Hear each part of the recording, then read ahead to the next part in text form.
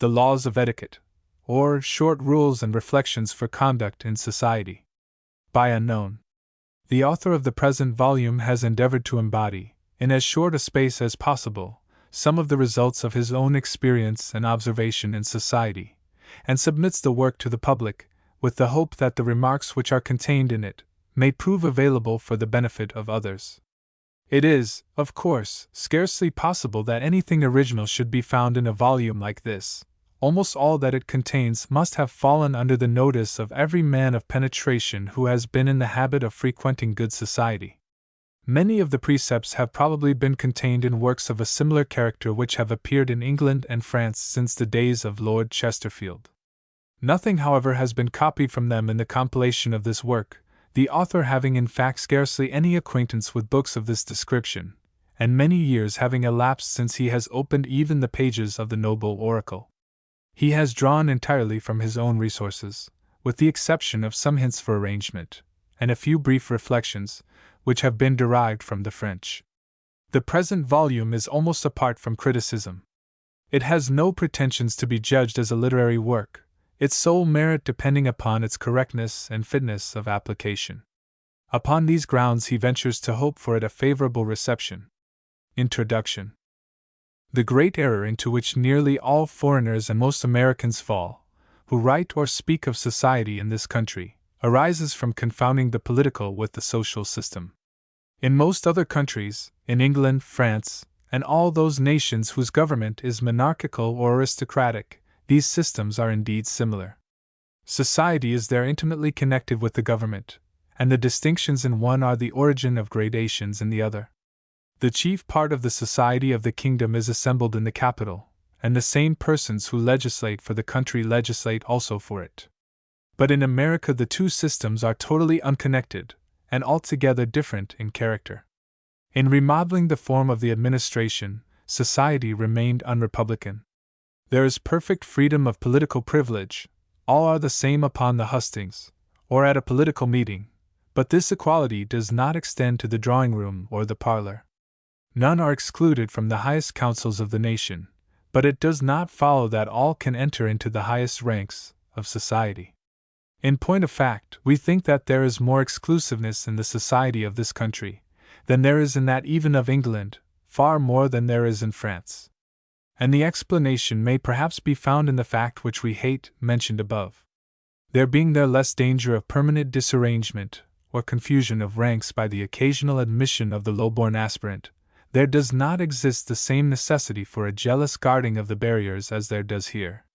The distinction of classes, also, after the first or second, is actually more clearly defined and more rigidly observed in America than in any country of Europe.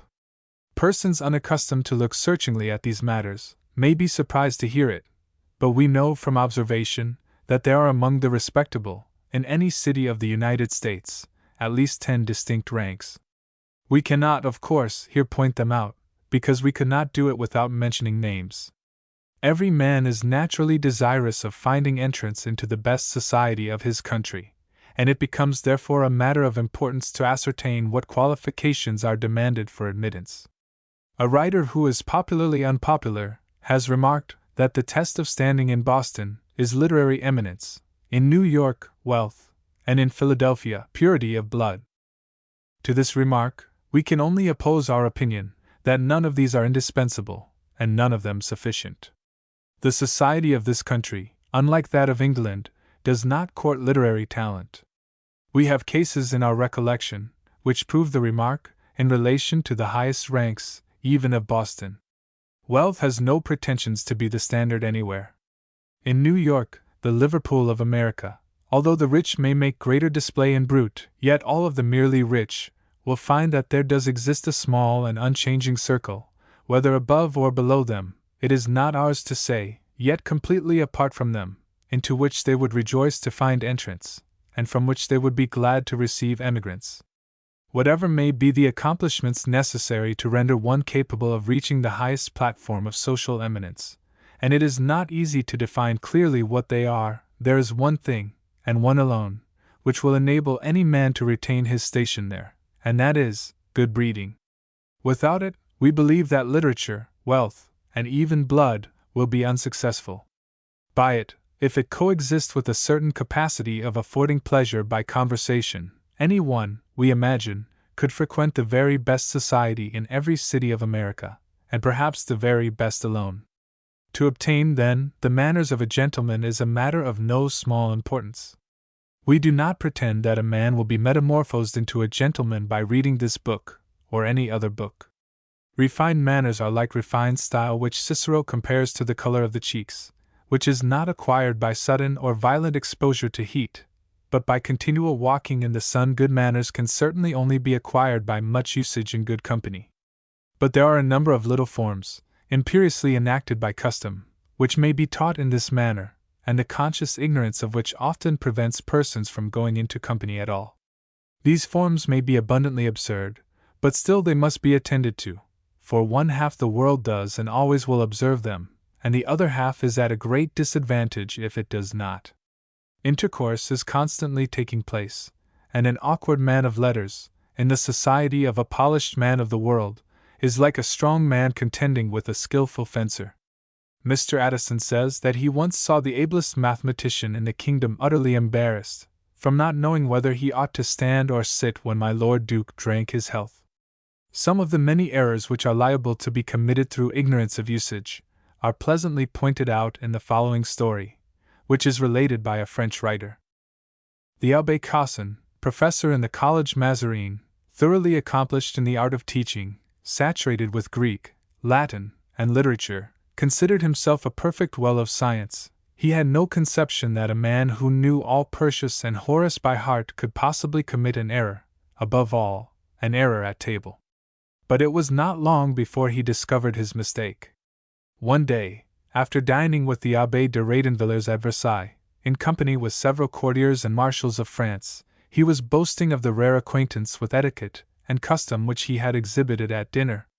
The Abbé de Lille, who heard this eulogy upon his own conduct, interrupted his harangue by offering to wager that he had committed at least 100 improprieties at the table. "How is it possible?" exclaimed Cassin. "I did exactly like the rest of the company." "What absurdity!" said the other. "You did 1,000 things which no one else did. First, when you sat down at the table, what did you do with your napkin?" "My napkin? Why, just what everybody else did with theirs. I unfolded it entire, and fastened it to my buttonhole." "Well, my dear friend," said de Lille, "you were the only one that did that, at all events. No one hangs up his napkin in that style, they are contented with placing it on their knees. And what did you do when you took your soup? Like the others, I believe? I took my spoon in one hand, and my fork in the other, your fork. Who ever eats soup with a fork? But to proceed, after your soup, what did you eat? A fresh egg. And what did you do with the shell? Handed it to the servant who stood behind my chair. Without breaking it? Without breaking it, of course. Well, my dear Abbé, nobody ever eats an egg without breaking the shell. And after your egg? I asked the Abbé Radenvillers to send me a piece of the hen near him. Bless my soul! A piece of the hen? You never speak of hens excepting in the barnyard. You should have asked for fowl or chicken. But you say nothing of your mode of drinking. Like all the rest, I asked for claret and champagne. Let me inform you, then, that persons always ask for claret wine and champagne wine. But tell me, how did you eat your bread? Surely I did that properly. I cut it with my knife, in the most regular manner possible. Bread should always be broken, not cut. But the coffee, how did you manage it? It was rather too hot, and I poured a little of it into my saucer. Well, you committed here the greatest fault of all. You should never pour your coffee into the saucer, but always drink it from the cup. The poor Abbé was confounded. He felt that the one might be master of the 7 sciences, yet that there was another species of knowledge which, if less dignified, was equally important. This occurred many years ago, but there is not one of the observances neglected by the Abbé Cassin, which is not enforced with equal rigidness in the present day. Chapter 1. Good Breeding. The formalities of refined society were at first established for the purpose of facilitating the intercourse of persons of the same standing, and increasing the happiness of all to whom they apply. They are now kept up, both to assist the convenience of intercourse and to prevent too great familiarity. If they are carried too far, and escape from the control of good sense, they become impediments to enjoyment. Among the Chinese they serve only the purpose of annoying to an incalculable degree. The government, says de Marcy, in writing of China, constantly applies itself to preserve, not only in the court and among the great, but among the people themselves, a constant habit of civility and courtesy. The Chinese have an infinity of books upon such subjects. One of these treatises contains more than 3,000 articles. Everything is pointed out with the most minute detail. The manner of saluting, of visiting, of making presents, of writing letters, of eating, etc., and these customs have the force of laws. No one can dispense with them. There is a special tribunal at Peking, of which it is one of the chief duties to ensure the observance of these civil ordinances. One would think that one was here reading an account of the capital of France. It depends, then, upon the spirit in which these forms are observed, whether their result shall be beneficial or not. The French and the Chinese are the most formal of all the nations. Yet the one is the stiffest and most distant, the other, the easiest and most social. We may define politeness, says La Bruyere, though we cannot tell where to fix it in practice. It observes received usages and customs, is bound to times and places, and is not the same thing in the two sexes or in different conditions. Wit alone cannot obtain it, it is acquired and brought to perfection by emulation. Some dispositions alone are susceptible of politeness, as others are only capable of great talents or solid virtues. It is true politeness puts merit forward, and renders it agreeable, and a man must have eminent qualifications to support himself without it. Perhaps even the greatest merit cannot successfully straggle against unfortunate and disagreeable manners. Lord Chesterfield says that the Duke of Marlborough owed his first promotions to the suavity of his manners, and that without it he could not have risen. La Bruyere has elsewhere given this happy definition of politeness, the other passage being rather a description of it. Politeness seems to be a certain care, by the manner of our words and actions, to make others pleased with us and themselves. We must here stop to point out an error which is often committed both in practice and opinion, and which consists in confounding together the gentleman and the man of fashion. No two characters can be more distinct than these. Good sense and self-respect are the foundations of the one, notoriety and influence the objects of the other. Men of fashion are to be seen everywhere. A pure and mere gentleman is the rarest thing alive. Brummel was a man of fashion, but it would be a perversion of terms to apply to him. A very expressive word in our language, a word denoting an assemblage of many real virtues and of many qualities approaching to virtues, and an union of manners at once pleasing and commanding respect, the word gentleman. The requisites to compose this last character are natural ease of manner, and an acquaintance with the outward habit of encounter, dignity and self-possession, a respect for all the decencies of life, and perfect freedom from all affectation. Dr. Johnson's bearing during his interview with the king showed him to be a thorough gentleman, and demonstrates how rare and elevated that character is. When His Majesty expressed in the language of compliment his high opinion of Johnson's merits, the latter bowed in silence. If Chesterfield could have retained sufficient presence of mind to have done the same on such an occasion, he would have applauded himself to the end of his days.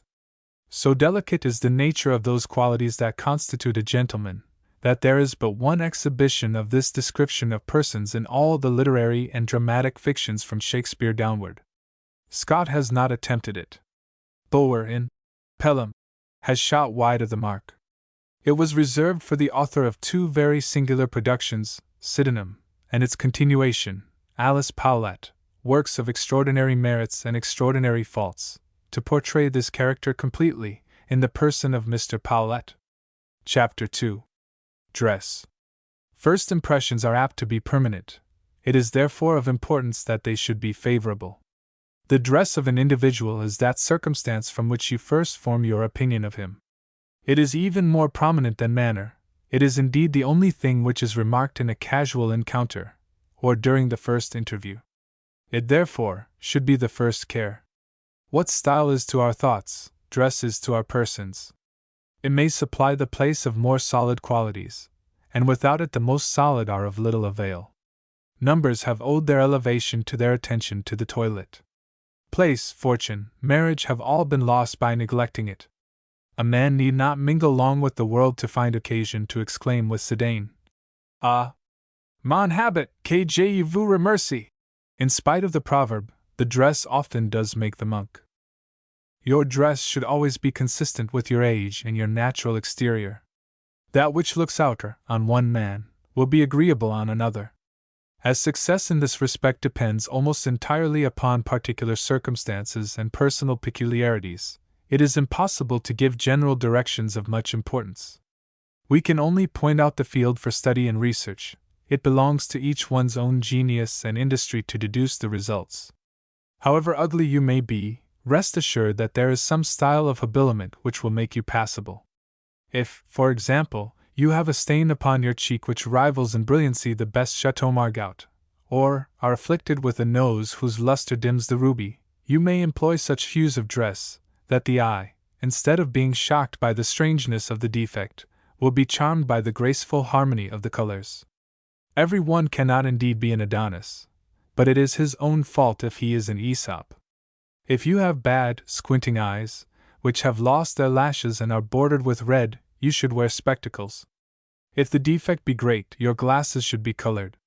In such cases, emulate the sky rather than the sea. Green spectacles are an abomination, fitted only for students in divinity. Blue ones are respectable and even distingué. Almost every defect of face may be concealed by a judicious use and arrangement of hair. Take care, however, that your hair be not of one color and your whiskers of another, and let your wig be large enough to cover the whole of your red or white hair. It is evident, therefore, that though a man may be ugly, there is no necessity for his being shocking. Would that all men were convinced of this! I verily believe that if Mr. in his walking dress, and Mr. in his evening costume were to meet alone, in some solitary place, where there was nothing to divert their attention from one another, they would expire of mutual hideousness. If you have any defect, so striking and so ridiculous as to procure you a nickname, then indeed there is but one remedy: renounce society. In the morning, before 11 o'clock, even if you go out, you should not be dressed. You would be stamped a parvenu if you were seen in anything better than a reputable old frock coat.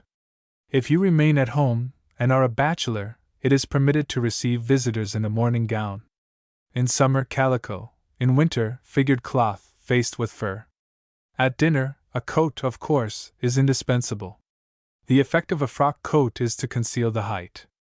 If, therefore, you are beneath the ordinary statue, or much above it, you should affect frock coats on all occasions that etiquette permits. Before going to a ball or party, it is not sufficient that you consult your mirror 20 times. You must be personally inspected by your servant or a friend.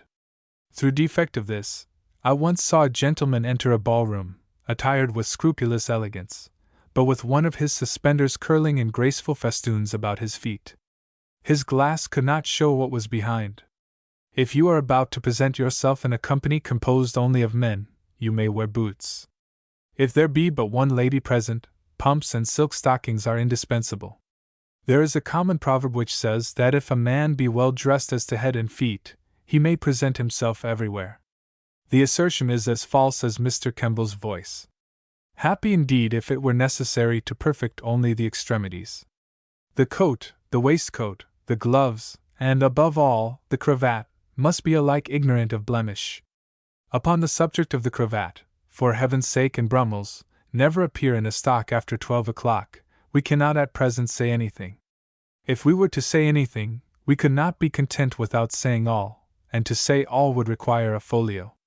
A book has been published upon the subject, entitled, "The Cravat Considered in its Moral, Literary, Political, Military, and Religious Attributes." This and a clever, though less profound, treatise on the art of tying the cravat are as indispensable to a gentleman as an ice at 12 o'clock. When we speak of excellence in dress, we do not mean richness of clothing, nor manifested elaboration. Faultless propriety, perfect harmony, and a refined simplicity, these are the charms which fascinate here. It is as great a sin to be finical in dress as to be negligent. Upon this subject the ladies are the only infallible oracles. Apart from the perfection to which they must of necessity arrive, from devoting their entire existence to such considerations, they seem to be endued with an inexpressible tact, a sort of sixth sense, which reveals intuitively the proper distinctions. That your dress is approved by a man is nothing. You cannot enjoy the high satisfaction of being perfectly comme il faut until your performance has received the seal of a woman's approbation. If the benefits to be derived from cultivating your exterior do not appear sufficiently powerful to induce attention, the inconveniences arising from too great disregard may perhaps prevail. Sir Matthew Hale, in the earlier part of his life, dressed so badly that he was once seized by the press gang. Not long since, as I entered the hall of a public hotel, I saw a person so villainously habited, that supposing him to be one of the servants, I desired him to take my luggage upstairs, and was on the point of offering him a shilling, when I discovered that I was addressing the Honorable Mr. ****, one of the most eminent American statesmen. Chapter 3. Salutations. The salutation, says a French writer, is the touchstone of good breeding. According to circumstances, it should be respectful, cordial, civil, affectionate or familiar, an inclination of the head, a gesture with the hand, the touching or doffing of the hat. If you remove your hat, you need not at the same time bend the dorsal vertebrae of your body, unless you wish to be very reverential, as in saluting a bishop. It is a mark of high breeding not to speak to a lady in the street, until you perceive that she has noticed you by an inclination of the head. Some ladies courtesy in the street, a movement not gracefully consistent with locomotion. They should always bow. If an individual of the lowest rank, or without any rank at all, takes off his hat to you, you should do the same in return. A bow, says La Fontaine, is a note drawn at sight. If you acknowledge it, you must pay the full amount. The two best-bred men in England, Charles II and George IV, never failed to take off their hats to the meanest of their subjects. Avoid condescending bows to your friends and equals. If you meet a rich parvenu, whose consequence you wish to reprove, you may salute him in a very patronizing manner, or else, in acknowledging his bow, look somewhat surprised and say, Mr. If you have remarkably fine teeth, you may smile affectionately upon the bow, without speaking. In passing ladies of rank, whom you meet in society, bow, but do not speak. If you have anything to say to any one in the street, especially a lady, however intimate you may be, do not stop the person, but turn round and walk in company. You can take leave at the end of the street. If there is any one of your acquaintance, with whom you have a difference, do not avoid looking at him, unless from the nature of things the quarrel is necessarily for life. It is almost always better to bow with cold civility, though without speaking. As a general rule, never cut any one in the street. Even political and steamboat acquaintances should be noticed by the slightest movement in the world. If they presume to converse with you, or stop you to introduce their companion, it is then time to use your eyeglass, and say, I never knew you. If you address a lady in the open air, you remain uncovered until she has desired you twice to put on your hat. In general, if you are in any place where etiquette requires you to remain uncovered or standing, and a lady, or one much your superior, requests you to be covered or to sit, you may howl off the command. If it is repeated, you should comply. You thereby pay the person a marked, but delicate, compliment, by allowing their will to be superior to the general obligations of etiquette. When two Americans who have not been introduced meet in some public place, as in a theater, a stagecoach, or a steamboat, they will sit for an hour staring in one another's faces, but without a word of conversation. This form of unpoliteness has been adopted from the English, and it is as little worthy of imitation as the form of their government. Good sense and convenience are the foundations of good breeding, and it is assuredly vastly more reasonable and more agreeable to enjoy a passing gratification, when no sequent evil is to be apprehended, than to be rendered uncomfortable by an ill-founded pride. It is therefore better to carry on an easy and civil conversation. A snuff-box, or some polite accommodation rendered, may serve for an opening. Talk only about generalities, the play, the roads, the weather. Avoid speaking of persons or politics, for, if the individual is of the opposite party to yourself, you will be engaged in a controversy. If he holds the same opinions, you will be overwhelmed with a flood of vulgar intelligence, which may soil your mind. Be reservedly civil while the colloquy lasts, and let the acquaintance cease with the occasion. When you are introduced to a gentleman, do not give your hand, but merely bow with politeness, and if you have requested the introduction, or know the person by reputation, you may make a speech. I am aware that high authority might easily be found in this country to sanction the custom of giving the hand upon a first meeting, but it is undoubtedly a solecism in manners. The habit has been adopted by us, with some improvement for the worse, from France. When two Frenchmen are presented to one another, each presses the other's hand with delicate affection. The English, however, never do so, and the practice, if abstractly correct, is altogether inconsistent with the caution of manner which is characteristic of their nation and our own. If we are to follow the French, in shaking hands with one whom we have never before seen, we should certainly imitate them also in kissing our intimate male acquaintances. If, however, you ought only to bow to a new acquaintance, you surely should do more to old ones. If you meet an intimate friend 50 times in a morning, give your hand every time, an observance of propriety, which, though worthy of universal adoption, is in this country only followed by the purists in politeness. The requisitions of etiquette, if they should be obeyed at all, should be obeyed fully. This decent formality prevents acquaintance from being too distant, while, at the same time, it preserves the familiar from becoming vulgar. They may be little things, but these little things are great to little men. Goldsmith. Chapter 4. The Drawing Room. Company. Conversation. The grand object for which a gentleman exists is to excel in company. Conversation is the mean of his distinction, the drawing room the scene of his glory. When you enter a drawing room, where there is a ball or a party, you salute the lady of the house before speaking to anyone else. Even your most intimate friends are enveloped in an opaque atmosphere until you have made your bow to your entertainer.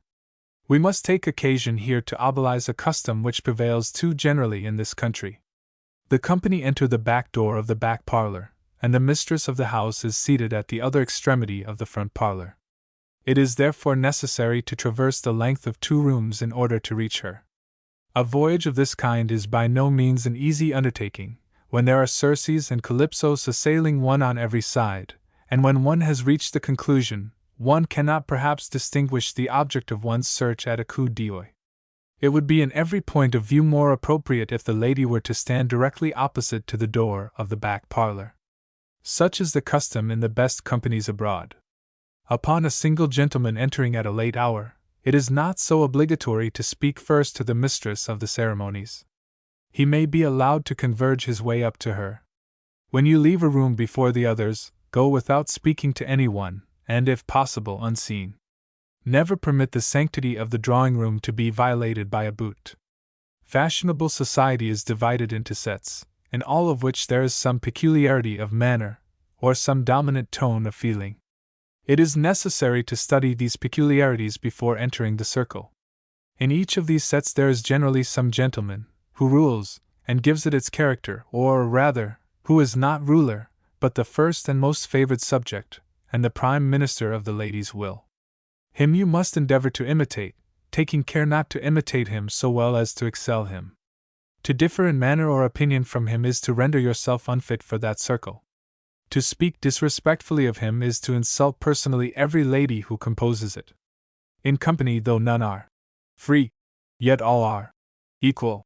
All therefore whom you meet should be treated with equal respect, although interests may dictate toward each different degrees of attention. It is disrespectful to the inviter to shun any of her guests. Those whom she has honored by asking to her house, you should sanction by admitting to your acquaintance. If you meet any one whom you have never heard of before at the table of a gentleman, or in the drawing-room of a lady, you may converse with him with entire propriety.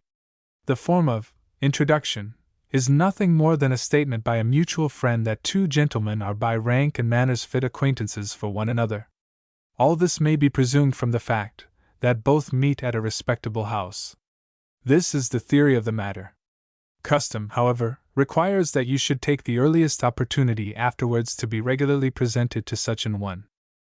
Men of all sorts of occupations meet in society. As they go there to unbend their minds and escape from the fetters of business, you should never, in an evening, speak to a man about his professions. Do not talk of politics with a journalist, of fevers to a physician, of stocks to a broker, nor, unless you wish to enrage him to the utmost, of education to a collegian. The error which is here condemned is often committed from mere good nature and a desire to be affable. But it betrays to a gentleman ignorance of the world, to a philosopher ignorance of human nature. The one considers that tous les hommes sont égaux devant la politesse. The other remembers that though it may be agreeable to be patronized and assisted, yet it is still more agreeable to be treated as if you needed no patronage, and were above assistance. Sir Joshua Reynolds once received from two noblemen invitations to visit them on Sunday morning. The first, whom he waited upon, welcomed him with the most obsequious condescension, treated him with all the attention in the world, professed that he was so desirous of seeing him, that he had mentioned Sunday as the time for his visit, supposing him to be too much engaged during the week, to spare time enough for the purpose, concluded his compliments by an eulogy on painting, and smiled him affectionately to the door. Sir Joshua left him, to call upon the other.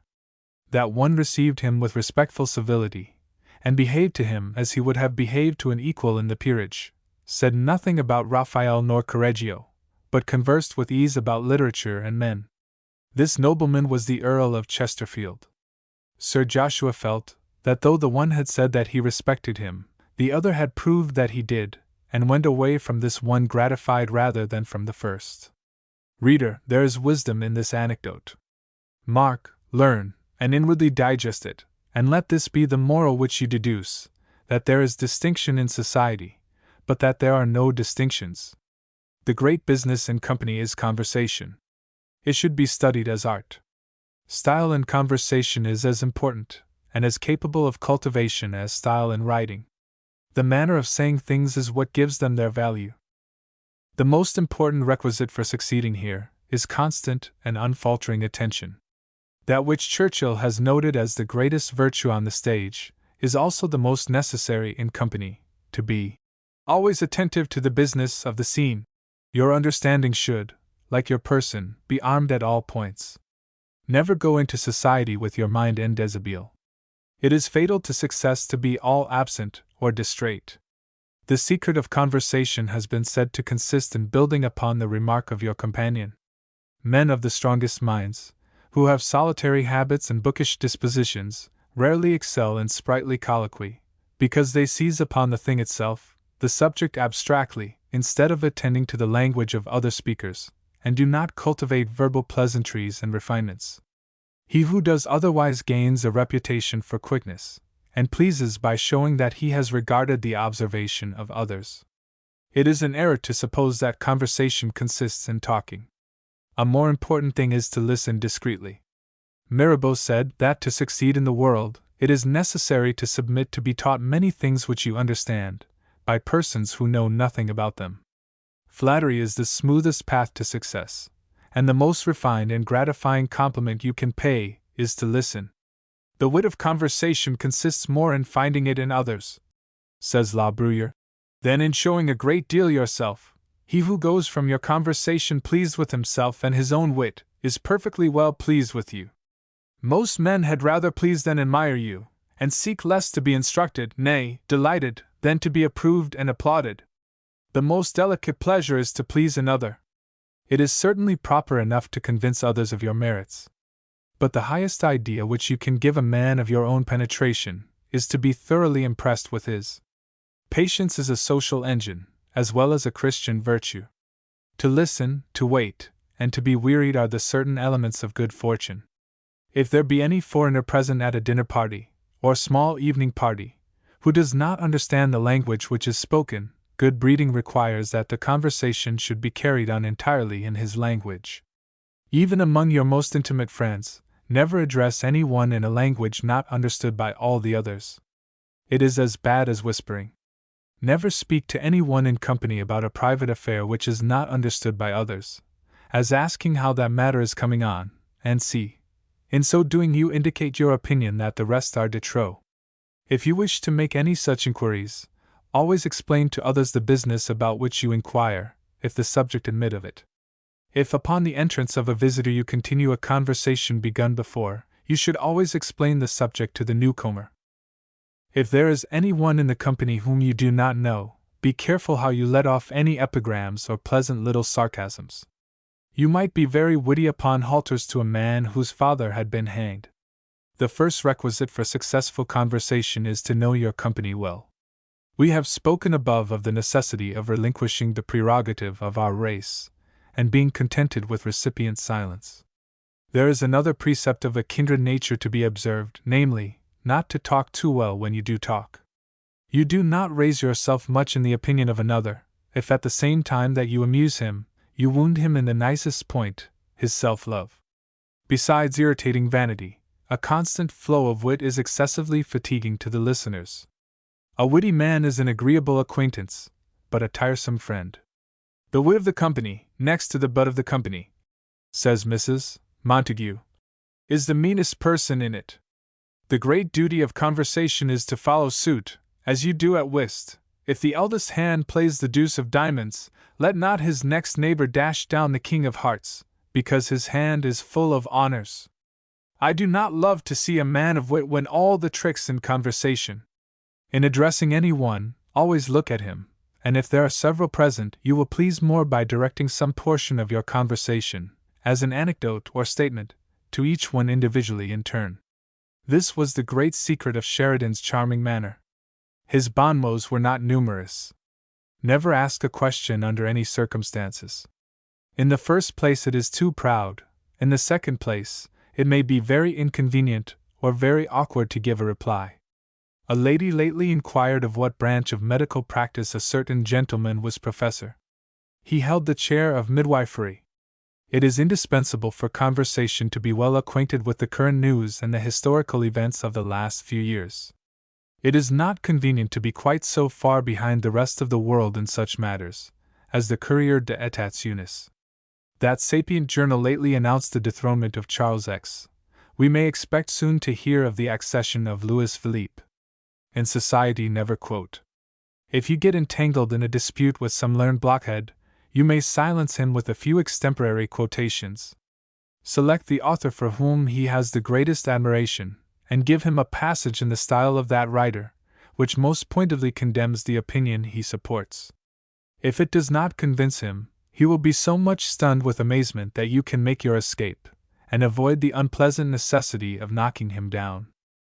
The ordinary weapons which one employs in social encounter are, whether dignified or not, always at least honorable. There are some, however, who habitually prefer to bribe the judge, rather than strengthen their cause. The instrument of such is flattery. There are, indeed, cases in which a man of honor may use the same weapon, as there are cases in which a poisoned sword may be employed for self-defense. Flattery prevails over all, always, and in all places. It conquers the conqueror of Danae. Few are beneath it, none above it. The court, the camp, the church, are the scenes of its victories, and all mankind the subjects of its triumphs. It will be acknowledged, then, that a man possesses no very contemptible power who can flatter skillfully. The power of flattery may be derived from several sources. It may be that the person flattered, finding himself gratified, and conscious that it is to the flatterer that he is indebted for this gratification, feels an obligation to him, without inquiring the reason. Or it may be that, imagining ourselves to stand high in the good opinion of the one that praises us, we comply with what he desires, rather than forfeit that esteem. Or, finally, flattery may be only a marked politeness, and we submit ourselves to the control of the flatterer rather than be guilty of the rudeness of opposing him. Flattery never should be direct. It should not be stated, but inferred. It is better acted than uttered. Flattery should seem to be the unwitting and even unwilling expression of genuine admiration. Some very weak persons do not require that expressions of praise and esteem toward them should be sincere. They are pleased with the incense, although they perceive whence it arises. They are pleased that they are of importance enough to have their favor courted. But in most eases it is necessary that the flattery should appear to be the honest offspring of the feelings. Such flattery must succeed, for, It is founded upon a principle in our nature which is as deep as life, namely, that we always love those who we think love us. It is sometimes flattery to accept praises. Never flatter one person in the presence of another. Never commend a lady's musical skill to another lady who herself plays. It has often, however, a good effect to praise one man to his particular friend, if it be for something to which that friend has himself no pretensions. It is an error to imagine that men are less intoxicated with flattery than women. The only difference is that esteem must be expressed to women, but proved to men. Flattery is of course efficacious to obtain positive benefits. It is of more constant use, however, for purposes of defense. You conquer an attack of rudeness by courtesy, you avert an attack of accusation by flattery. Every one remembers the anecdote of Dr. Johnson and Mr. Ewing. "Prince," said Napoleon to Talleyrand, "they tell me that you sometimes speculate improperly in the funds." "They do me wrong then," said Talleyrand. "But how did you acquire so much money?" "I bought stock the day before you were proclaimed first consul," replied the ex-bishop, "and I sold it the day after." Compliments are light skirmishes in the war of flattery, for the purpose of obtaining an occasional object. They are little false coins that you receive with one hand and pay away with the other. To flatter requires a profound knowledge of human nature and of the character of your subject. To compliment skillfully, it is sufficient that you are a pupil of Spurzheim. It is a common practice with men to abstain from grave conversation with women, and the habit is in general judicious. If the woman is young, gay and trifling, talk to her only of the latest fashions, the gossip of the day, etc., but this in other cases is not to be done. Most women who are a little old, particularly married women, and even some who are young, wish to obtain a reputation for intellect and an acquaintance with science. You therefore pay them a real compliment, and gratify their self-love, by conversing occasionally upon grave matters, which they do not understand, and do not really relish. You may interrupt a discussion on the beauty of a dahlia, by observing that as you know that they take an interest in such things you mention the discovery of a new method of analyzing curves of double curvature. Men who talk only of trifles will rarely be popular with women past 25. Talk to a mother about her children. Women are never tired of hearing of themselves and their children. If you go to a house where there are children, you should take especial care to conciliate their goodwill by a little manly tete-a-tete, otherwise you may get a ball against your skins, or be tumbled from a three-legged chair. To be able to converse with women, you must study their vocabulary. You would make a great mistake in interpreting never, forever, as they are explained in Johnson. Do not be forever telling a woman that she is handsome, witty, etc. She knows that a vast deal better than you do. Do not allow your love for one woman to prevent your paying attention to others. The object of your love is the only one who ought to perceive it. A little pride, which reminds you what is due to yourself, and a little good nature, which suggests what is due to others, are the prerequisites for the moral constitution of a gentleman. Too much vivacity and too much inertness are both fatal to politeness. By the former we are hurried too far, by the latter we are kept too much back. Nil admirari, the precept of Stoicism, is the precept for conduct among gentlemen. All excitement must be studiously avoided. When you are with ladies the case is different. Among them, wonder, astonishment, ecstasy, and enthusiasm are necessary in order to be believed. Never dispute in the presence of other persons. If a man states an opinion which you cannot adopt, say nothing. If he states a fact which is of little importance, you may carelessly assent. When you differ, let it be indirectly, rather a want of assent than actual dissent. If you wish to inquire about anything, do not do it by asking a question, but introduce the subject, and give the person an opportunity of saying as much as he finds it agreeable to impart. Do not even say, "How is your brother today?" but, "I hope your brother is quite well." Never ask a lady a question about anything whatever. It is a point of courtly etiquette which is observed rigorously by every one who draws nigh, that a question must never be put to a king. Never ask a question about the price of a thing. This horrible error is often committed by a nouveau riche. If you have accepted an invitation to a party, never fail to keep your promise. It is cruel to the lady of the house to accept, and then send an apology at the last moment. Especially do not break your word on account of bad weather. You may be certain that many others will, and the insider will be mortified by the paucity of her guests. A cloak and a carriage will secure you from all inconvenience, and you will be conferring a real benefit. Chapter 5. The Entrance into Society. Women, particularly women a little on the decline, are those who make the reputation of a young man.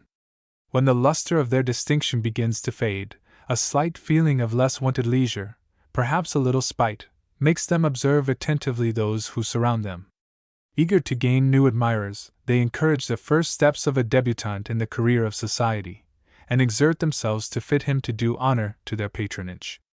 A young man, therefore, in entering the world, cannot be too attentive to conciliate the goodwill of women. Their approbation and support will serve him instead of 1,000 good qualities. Their judgment dispenses with fortune, talent, and even intelligence. Les hommes font les lois, les femmes font les reputations. The desire of pleasing is, of course, the basis of social connection. Persons who enter society with the intention of producing an effect, and of being distinguished, however clever they may be, are never agreeable. They are always tiresome, and often ridiculous. Persons who enter life with such pretensions have no opportunity for improving themselves and profiting by experience. They are not in a proper state to observe, indeed, they look only for the effect which they produce, and with that they are not often gratified. They thrust themselves into all conversations, indulge in continual anecdotes, which are varied only by dull disquisitions, listen to others with impatience and heedlessness, and are angry that they seem to be attending to themselves. Such men go through scenes of pleasure, enjoying nothing. They are equally disagreeable to themselves and others. Young men should, therefore, content themselves with being natural. Let them present themselves with a modest assurance. Let them observe, hear, and examine, and before long they will rival their models. The conversation of those women who are not the most lavishly supplied with personal beauty will be of the most advantage to the young aspirant. Such persons have cultivated their manners and conversation more than those who can rely upon their natural endowments. The absence of pride and pretension has improved their good nature and their affability. They are not too much occupied in contemplating their own charms, to be disposed to indulge in gentle criticism on others. One acquires from them an elegance in one's manners as well as one's expressions. Their kindness pardons every error, and to instruct or reprove, their acts are so delicate that the lesson which they give, always without offending, is sure to be profitable, though it may be often unperceived. Women observe all the delicacies of propriety in manners, and all the shades of impropriety, much better than men, not only because they attend to them earlier and longer, but because their perceptions are more refined than those of the other sex, who are habitually employed about greater things. Women divine, rather than arrive at, proper conclusions. The whims and caprices of women in society should of course be tolerated by men, who themselves require toleration for greater inconveniences. But this must not be carried too far. There are certain limits to empire which, if they themselves forget, should be pointed out to them with delicacy and politeness. You should be the slave of women, but not of all their fancies. Compliment is the language of intercourse from men to women. But be careful to avoid elaborate and commonplace forms of gallant speech. Do not strive to make those long eulogies on a woman, which have the regularity and nice dependency of a proposition in Euclid, and might be fittingly concluded by Q. E. D. Do not be always undervaluing her rival in a woman's presence, nor mistaking a woman's daughter for her sister. These antiquated and exploded attempts denote a person who has learned the world more from books than men. The quality which a young man should most affect in intercourse with gentlemen is a decent modesty, but he must avoid all bashfulness or timidity. His flights must not go too far, but so far as they go, let them be marked by perfect assurance. Among persons who are much your seniors, behave with the utmost respectful deference. As they find themselves sliding out of importance, they may be easily conciliated by a little respect. By far the most important thing to be attended to is ease of manner. Grace may be added afterwards, or be omitted altogether, It is of much less moment than is commonly believed. Perfect propriety and entire ease are sufficient qualifications for standing in society, and abundant prerequisites for distinction. There is the most delicate shade of difference between civility and intrusiveness, familiarity and commonplace, pleasantry and sharpness, the natural and the rude, gaiety and carelessness, hence the inconveniences of society, and the errors of its members. To define well and conduct these distinctions is the great art of a man of the world. It is easy to know what to do, the difficulty is to know what to avoid. Long usage, a sort of moral magnetism, a tact acquired by frequent and long associating with others, alone give those qualities which keep one always from error, and entitle him to the name of a thorough gentleman. A young man upon first entering into society should select those persons who are most celebrated for the propriety and elegance of their manners. He should frequent their company and imitate their conduct. There is a disposition inherent in all, which has been noticed by Horace and by Dr. Johnson, to imitate faults, because they are more readily observed and more easily followed. There are, also, many foibles of manner and many refinements of affectation, which sit agreeably upon one man, which if adopted by another would become unpleasant. There are even some excellences of deportment which would not suit another whose character is different. For successful imitation in anything, good sense is indispensable. It is requisite correctly to appreciate the natural differences between your model and yourself, and to introduce such modifications in the copy as may be consistent with it. Let not any man imagine that he shall easily acquire these qualities which will constitute him a gentleman. It is necessary not only to exert the highest degree of art, but to attain also that higher accomplishment of concealing art. The serene and elevated dignity which mark that character are the result of untiring and arduous effort. After the sculpture has attained the shape of propriety, it remains to smooth off all the marks of the chisel. A gentleman, says a celebrated French author, is one who has reflected deeply upon all the obligations which belong to his station, and who has applied himself ardently to fulfill them with grace. Polite without importunity, gallant without being offensive, attentive to the comfort of all, employing a well-regulated kindness, witty at the proper times, discreet, indulgent, generous, he exercises, in his sphere, a high degree of moral authority. He it is, and he alone, that one should imitate. Chapter 6. Letters. Always remember that the terms of compliment at the close of a letter, "I have the honor to be your very obedient servant," etc., are merely forms, signifying nothing. Do not therefore avoid them on account of pride, or a dislike to the person addressed. Do not presume, as some do, to found expectations of favor or promotion from great men who profess themselves your obliged servant. In writing a letter of business, it is extremely vulgar to use satin or glazed gold-edged paper. Always employ, on such occasions, plain American paper. Place the date at the top of the page, and if you please, the name of the person at the top also, just above the Sir, though this last is indifferent. In letters to gentlemen, always place the date at the end of the letter, below his name. Use the best paper, but not figured, and never fail to enclose it in an envelope. Attention to these matters is indispensable. To a person whom you do not know well, say Sir, not Dear Sir. It formerly was usual in writing to a distinguished man to employ the form Respected Sir, or something of the kind. This is now out of fashion.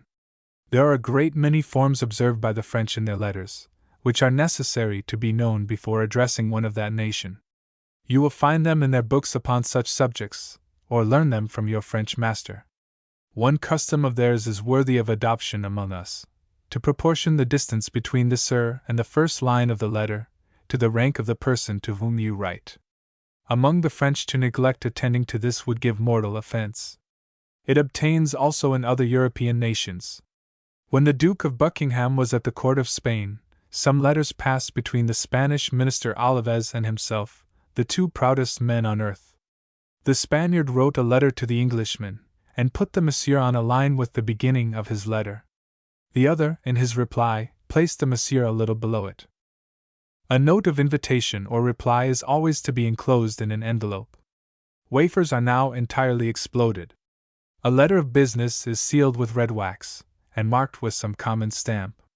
Letters to gentlemen demand red wax sealed with your arms. In notes to ladies employ colored wax, but not perfumed. Chapter 7. Visits. Of visits there are various sorts: visits of congratulation, visits of condolence, visits of ceremony, visits of friendship. To each belong different customs. A visit and an insult must be always returned. Visits of ceremony should be very short. Go at some time when business demands the employment of every moment. In visits of friendship adopt a different course. If you call to see an acquaintance at lodgings, and cannot find any one to announce you, you knock very lightly at the door, and wait some time before entering. If you are in too great a hurry, you might find the person drawing off a nightcap. Respectable visitors should be received and treated with the utmost courtesy. But if a tiresome fellow, after wearying all his friends, becomes weary of himself, and arrives to bestow his tediousness upon you, pull out your watch with restlessness, talk about your great occupations and the value of time. Politeness is one thing, to be made a convenience of is another. The style of your conversation should always be in keeping with the character of the visit. You must not talk about literature in a visit of condolence, nor about political economy in a visit of ceremony. When a lady visits you, upon her retiring, you offer her your arm, and conduct her to her carriage.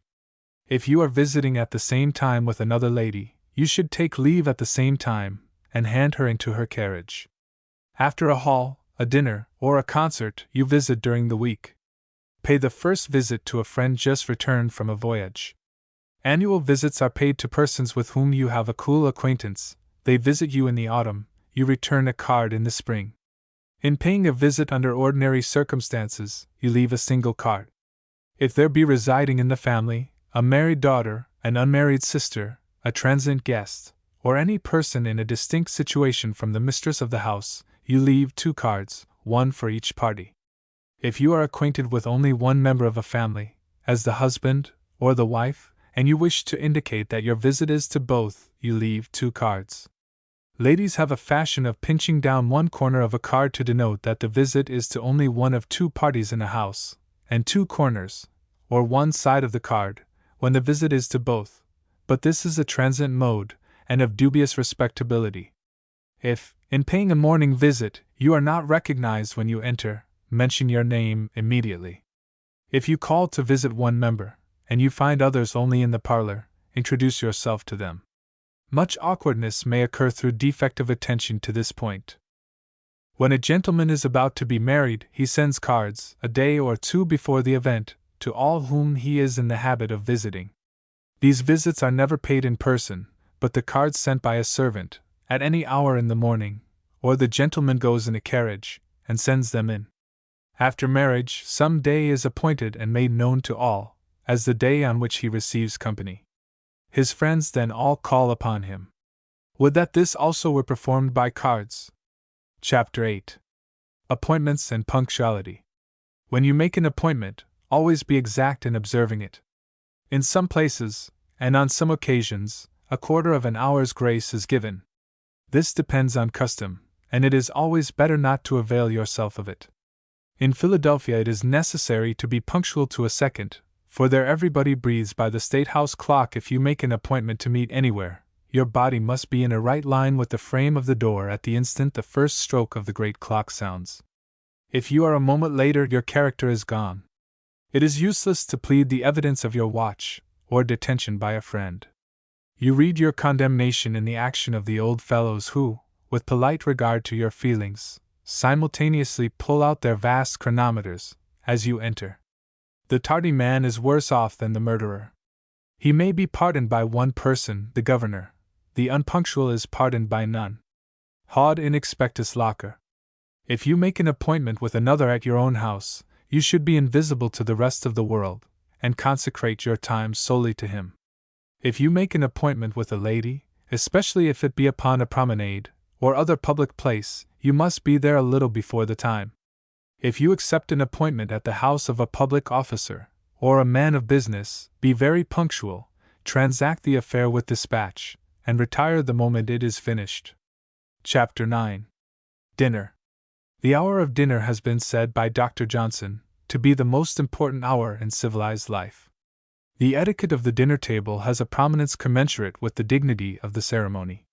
Like the historian of Peter Bell, we commence at the commencement, and thence proceed to the moment when you take leave officially, or vanish unseen. In order to dine, the first requisite is to be invited. The length of time which the invitation precedes the dinner is always proportioned to the grandeur of the occasion, and varies from 2 days to 2 weeks. To an invitation received less than 2 days in advance, you will lose little by replying in the negative, for as it was probably sent as soon as the preparations of the host commenced, you may be sure that there will be little on the table fit to eat. Those abominations, yclept plain family dinners, eschew like the plague. You reply to a note of invitation immediately, and in the most direct and unequivocal terms. If you accept, you arrive at the house rigorously at the hour specified. It is equally inconvenient to be too late and to be too early. If you fall into the latter error, you find everything in disorder. The master of the house is in his dressing room, changing his waistcoat. The lady is still in the pantry, the fire not yet lighted in the parlor. If by accident or thoughtlessness you arrive too soon, you may pretend that you called to inquire the exact hour at which they dine, having mislaid the note, and then retire to walk for an appetite. If you are too late, the evil is still greater, and indeed almost without a remedy. Your delay spoils the dinner and destroys the appetite and temper of the guests, and you yourself are so much embarrassed at the inconvenience you have occasioned, that you commit 1,000 errors at table. If you do not reach the house until dinner is served, you had better retire to a restaurateur's, and thence send an apology, and not interrupt the harmony of the courses by awkward excuses and cold acceptances. When the guests have all entered, and been presented to one another, if any delay occurs, the conversation should be of the lightest and least exciting kind, mere commonplaces about the weather and late arrivals. You should not amuse the company by animated relations of one person who has just cut his throat from ear to ear, or of another who, the evening before, was choked by a tough beefsteak and was buried that morning. When dinner is announced, the inviter rises and requests all to walk to the dining room. He then leads the way, that they may not be at a loss to know whither they should proceed. Each gentleman offers his arm to a lady, and they follow in solemn order. The great distinction now becomes evident between the host and the guests, which distinction it is the chief effort of good breeding to remove. To perform faultlessly the honors of the table is one of the most difficult things in society. It might indeed be asserted without much fear of contradiction, that no man has as yet ever reached exact propriety in his office as host, has hit the mean between exerting himself too much and too little. His great business is to put every one entirely at his ease, to gratify all his desires, and make him, in a word, absolutely contented with men and things. To accomplish this, he must have the genius of tact to perceive, and the genius of finesse to execute, ease and frankness of manner, a knowledge of the world that nothing can surprise, a calmness of temper that nothing can disturb, and a kindness of disposition that can never be exhausted. When he receives others, he must be content to forget himself. He must relinquish all desire to shine, and even all attempts to please his guests by conversation, and rather do all in his power to let them please one another. He behaves to them without agitation, without affectation. He pays attention without an air of protection. He encourages the timid, draws out the silent, and directs conversation without sustaining it himself. He who does not do all this is wanting in his duty as host. He who does is more than mortal. When all are seated, the gentleman at the head of the table sends soup to every one, from the pile of plates which stand at his right hand. He helps the person at his right hand first, and at his left next, and so through the whole. There are an immensity of petty usages at the dinner table, such as those mentioned in the story of the Abbé Delille and the Abbé Casson in the introduction to this volume, which it would be trifling and tedious to enumerate hers, and which will be learned by an observing man after assisting at 2 or 3 dinners. You should never ask a gentleman or a lady at the table to help you to anything, but always apply to the servants. Your first duty at the table is to attend to the wants of the lady who sits next to you, the second, to attend to your own. In performing the first, you should take care that the lady has all that she wishes, yet without appearing to direct your attention too much to her plate, for nothing is more ill-bred than to watch a person eating. If the lady be something of a gourmand, and in ever zealous pursuit of the aroma of the wing of a pigeon, should raise an unmanageable portion to her mouth, you should cease all conversation with her, and look steadfastly into the opposite part of the room. In France, a dish, after having been placed upon the table for approval, is removed by the servants, and carved at a sideboard, and afterwards handed to each in succession. This is extremely convenient, and worthy of acceptation in this country. But unfortunately it does not as yet prevail here. Carving therefore becomes an indispensable branch of a gentleman's education. You should no more think of going to a dinner without a knowledge of this art, than you should think of going without your shoes. The gentleman of the house selects the various dishes in the order in which they should be cut, and invites some particular one to perform the office. It is excessively awkward to be obliged to decline, yet it is a thing too often occurring in his country. When you carve, you should never rise from your seat. Some persons, in helping their guests, or recommending dishes to their taste, preface every such action with an eulogy on its merits, and draw every bottle of wine with an account of its virtues. Others, running into the contrary extreme, regret or fear that each dish is not exactly as it should be, that the cook, etc., etc. Both of these habits are grievous errors. You should leave it to your guests alone to approve, or suffer one of your intimate friends who is present to vaunt your wine. When you draw a bottle, merely state its age and brand, and of what particular vintage it is. Do not insist upon your guests partaking of particular dishes, never ask persons more than once, and never put anything by force upon their plates.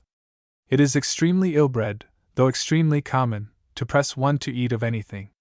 You should do all that you can to make your guests feel themselves at home, which they never can do while you are so constantly forcing upon their minds the recollection of the difference between yourself and them. You should never send away your own plate until all your guests have finished. Before the cloth is removed, you do not drink wine unless with another. If you are asked to take wine, it is uncivil to refuse. When you drink with another, you catch the person's eye and bow with politeness. It is not necessary to say anything, but smile with an air of great kindness. Someone who sits near the lady of the house should, immediately upon the removal of the soup, request the honor of drinking wine with her, which movement is the signal for all the others. If this is not done, the master of the house should select some lady. He never asks gentlemen, but they ask him. This is a refined custom, attended to in the best company. If you have drunk with everyone at the table, and wish more wine, you must wait till the cloth is removed. The decanter is then sent round from the head of the table, each person fills his glass, and all the company drinks the health of all the company. It is enough if you bow to the master and mistress of the house, and to your opposite neighbor. After this the ladies retire. Someone rises to open the door for them, and they go into the parlor, the gentlemen remaining to drink more wine. After the ladies have retired, the service of the decanters is done. The host draws the bottles which have been standing in a wine cooler since the commencement of the dinner. The bottle goes down the left side and up the right, and the same bottle never passes twice. If you do not drink, always pass the bottle to your neighbor. At dinner never call for ale or porter, it is coarse, and injures the taste for wine. It was formerly the custom to drink porter with cheese. One of the few real improvements introduced by the Napoleon of the realms of fashion was to banish this tavern liquor and substitute port. The dictum of Brummel was thus enunciated: "A gentleman never malts, he ports." A gentleman should always express his preference for some one sort of wine over others, because, as there is always a natural preference for one kind, if you say that you are indifferent, you show that you are not accustomed to drink wines. Your preference should not, of course, be guided by your real disposition. If you are afflicted by nature with a partiality for port, you should never think of indulging it except in your closet with your chamber door locked. The only index of choice is fashion, either permanent fashion, if the phrase may be used, or some temporary fashion created by the custom of any individual who happens to rule for a season in society. Port was drunk by our ancestors, but George IV, upon his accession to the regency, announced his royal preference for sherry. It has since been fashionable to like sherry. This is what we call a permanent fashion. Champagne wine is drunk after the removal of the first cloth, that is to say, between the meats and the dessert. One servant goes round and places before each guest a proper shaped glass, another follows and fills them, and they are immediately drunk. Sometimes this is done twice in succession. The bottle does not again make its appearance, and it would excite a stare to ask at a later period for a glass of champagne wine. If you should happen to be blessed with those rely nuisances, children, and should be entertaining company, never allow them to be brought in after dinner, unless they are particularly asked for, and even then it is better to say they are at school. Some persons, with the intention of paying their court to the father, express great desire to see the sons, but they should have some mercy upon the rest of the party, particularly as they know that they themselves would be the most disturbed of all, if their urgent entreaty was granted. Never at any time, whether at a formal or a familiar dinner party, commit the impropriety of talking to a servant, nor ever address any remark about one of them to one of the party. Nothing can be more ill-bred. You merely ask for what you want in a grave and civil tone, and wait with patience till your order is obeyed. It is a piece of refined coarseness to employ the fingers instead of the fork to effect certain operations at the dinner table, and on some other similar occasions. To know how and when to follow the fashion of Eden, and when that of more civilized life, is one of the many points which distinguish a gentleman from one not a gentleman, or rather, in this case, which shows the difference between a man of the world and one who has not the tune of the time. Cardinal Richelieu detected an adventurer who passed himself off for a nobleman, by his helping himself to olives with a fork. He might have applied the test to a vast many other things. Yet, on the other hand, a gentleman would lose his reputation if he were to take up a piece of sugar with his fingers and not with the sugar tongs. It is of course needless to say that your own knife should never be brought near to the butter, or salt, or to a dish of any kind. If, however, a gentleman should send his plate for anything near you, and a knife cannot be obtained immediately, you may skillfully avoid all censure by using his knife to procure it. When you send your plate for anything, you leave your knife and fork upon it, crossed. When you have done, you lay both in parallel lines on one side. A render who occupies himself about greater matters may smile at this precept.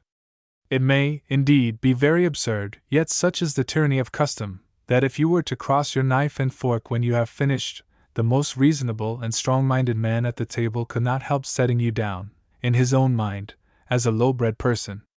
Magis sequor quam probo. The chief matter of consideration at the dinner table, as indeed everywhere else in the life of a gentleman, is to be perfectly composed and at his ease. He speaks deliberately, he performs the most important act of the day as if he were performing the most ordinary. Yet there is no appearance of trifling or want of gravity in his manner. He maintains the dignity which is becoming on so vital an occasion. He performs all the ceremonies, yet in the style of one who performs no ceremony at all. He goes through all the complicated duties of the scene, as if he were to the manner born. Some persons, who cannot draw the nice distinction between too much and too little, desiring to be particularly respectable, make a point of appearing unconcerned and quite indifferent to enjoyment at dinner. Such conduct not only exhibits a want of sense and a profane levity, but is in the highest degree rude to your obliging host. He has taken a great deal of trouble to give you pleasure, and it is your business to be, or at least to appear, pleased.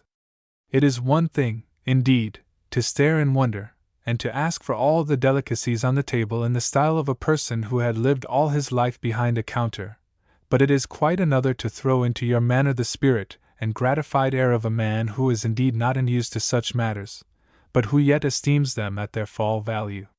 When the Duke of Wellington was at Paris, as commander of the Allied armies, he was invited to dine with Cambyses, one of the most distinguished statesmen and gourmands of the time of Napoleon.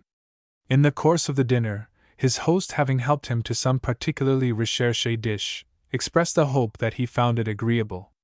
"Very good," said the hero of Waterloo, who was probably speculating upon what he would have done if Blücher had not come up. "Very good, but I really do not care what I eat." "Good God!"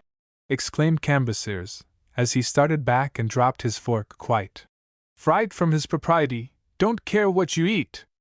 What did you come here for, then?" After the wine is finished, you retire to the drawing-room, where the ladies are assembled, the master of the house rising first from the table, but going out of the room last. If you wish to go before this, you must vanish unseen. We conclude this chapter by a word of important counsel to the host: never make an apology. Chapter 10. Traveling. It is an extremely difficult affair to travel in a coach, with perfect propriety. 10 to 1 the person next to you is an English nobleman incognito, and 100 to 1 the man opposite to you is a brute or a knave. To behave so that you may not be uncivil to the one, nor a dupe to the other, is an art of some niceness. As the seats are assigned to passengers in the order in which they are booked, you should send to have your place taken a day or two before the journey, so that you may be certain of a back seat. It is also advisable to arrive at the place of departure early, so that you assume your place without dispute. When women appear at the door of the coach to obtain admittance, it is a matter of some question to know exactly what conduct it is necessary to pursue. If the women are servants, or persons in a low rank of life, I do not see upon what ground of politeness or decency you are called upon to yield your seat. Etiquette, and the deference due to ladies have, of course, no operation in the case of such persons. Chivalry, and the gentleman is the legitimate descendant of the knight of old, was ever a devotion to rank rather than to sex. Don Quixote, or Sir Piercy Shafestone would not willingly have given place to servant girls. And upon considerations of humanity and regard to weakness, the case is no stronger. Such people have nerves considerably more robust than you have, and are quite as capable of riding backwards, or the top, as yourself. The only reason for politeness in the case is, that perhaps the other passengers are of the same standing with the women, and might eject you from the window if you refuse to give place. If ladies enter, and a gentleman distinguishes them in an instant, the case is altered. The sooner you move the better is it for yourself, since the rest will in the end have to concede, and you will give yourself a reputation among the party and secure a better seat, by rising at once. The principle that guides you in society is politeness, that which guides you in a coach is good humor. You lay aside all attention to form, and all strife after effect, and take instead kindness of disposition and a willingness to please. You pay a constant regard to the comfort of your fellow prisoners. You take care not to lean upon the shoulder of your neighbor when you sleep. You are attentive not to make the stage wait for you at the stopping places. When the ladies get out, you offer them your arm, and you do the same when the coachman is driving rapidly over a rough place.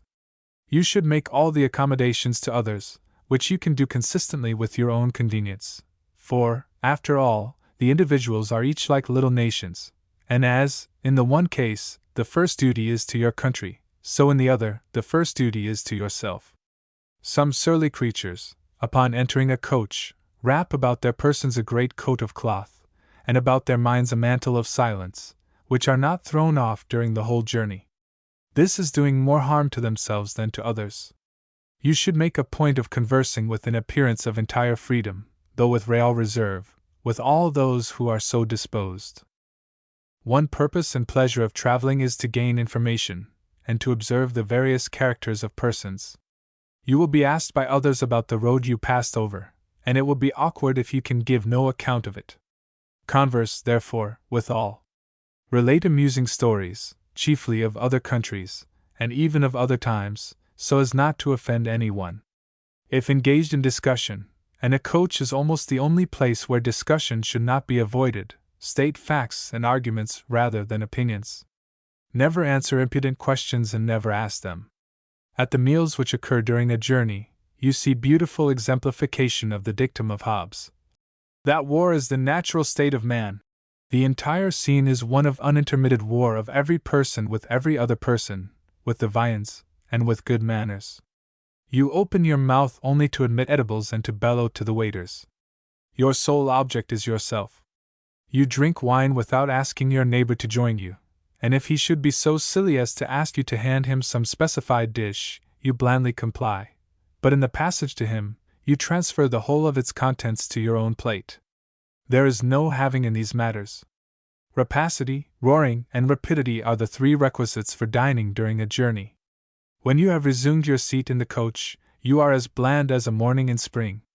Never assume any unreal importance in a stagecoach, founded on the ignorance of your fellows, and their inability to detect it. It is excessively absurd, and can only gratify a momentary and foolish vanity, for, whenever you might make use of your importance, you would probably be at once discovered. There is an admirable paper upon this point in one of Johnson's adventurers. The friendship which has subsisted between travelers terminates with the journey. When you get out, a word, a bow, and the most unpleasant act of life is finished and forgotten. Chapter 11. Balls. Invitations to a ball should be issued at least 10 days in advance, in order to give an opportunity to the men to clear away engagements, and to women, time to prepare the artillery of their toilet. Cards of invitation should be sent, not notes. Upon the entrance of ladies, or persons entitled to deference, the master of the house precedes them across the room. He addresses compliments to them, and will lose his life to procure them seats. While dancing with a lady whom you have never seen before, you should not talk to her much. The master of the ceremonies must take care that every lady dances, and press into service for that purpose these young gentlemen who are hanging round the room like fossils. If desired by him to dance with a particular lady, you should refuse on no account. If you have no ear, that is, a false one, never dance. To usurp the seat of a person who is dancing is the height of incivility. Never go to a public ball. Chapter 12. Funerals. When any member of a family is dead, it is customary to send intelligence of the misfortune to all who have been connected with the deceased in relations of business or friendship. The letters which are sent contain a special invitation to assist at the funeral. An invitation of this sort should never be refused, though, of course, you do not send a reply, for no other reason that I know of, excepting the impossibility of framing any formula of acceptance. You render yourself at the house an hour or two after the time specified. If you were to sit long in the mournful circle, you might be rendered unfit for doing anything for a week. Your dress is black, and during the time of waiting you compose your visage into a tristful havre, and lean in silent solemnity upon the top of your cane, thinking about last night's party. This is a necessary hypocrisy, and assists marvelously the sadness of the ceremony. You walk in a procession with the others, your carriage following in the street. The first places are yielded to the relations of the deceased. The coffins of persons of distinction are carried in the hands of bearers, who walk with their hats off. You walk with another, in seemly order, and converse in a low tone, first upon the property of the defunct, and next upon the politics of the day. You walk with the others into the church, where service is said over the body. It is optional to go to the grave or not. When you go away, you enter your carriage and return to your business or your pleasures. A funeral in the morning, a ball in the evening. So runs the world away. Chapter 13. Servants. Servants are a necessary evil. He who shall contrive to obviate their necessity, or remove their inconveniences, will render to human comfort a greater benefit than has yet been conferred by all the useful knowledge societies of the age.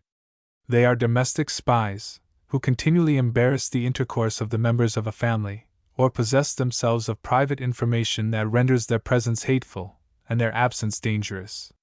It is a rare thing to see persons who are not controlled by their servants. Theirs, too, is not the only kitchen cabinet which begins by serving and ends by ruling.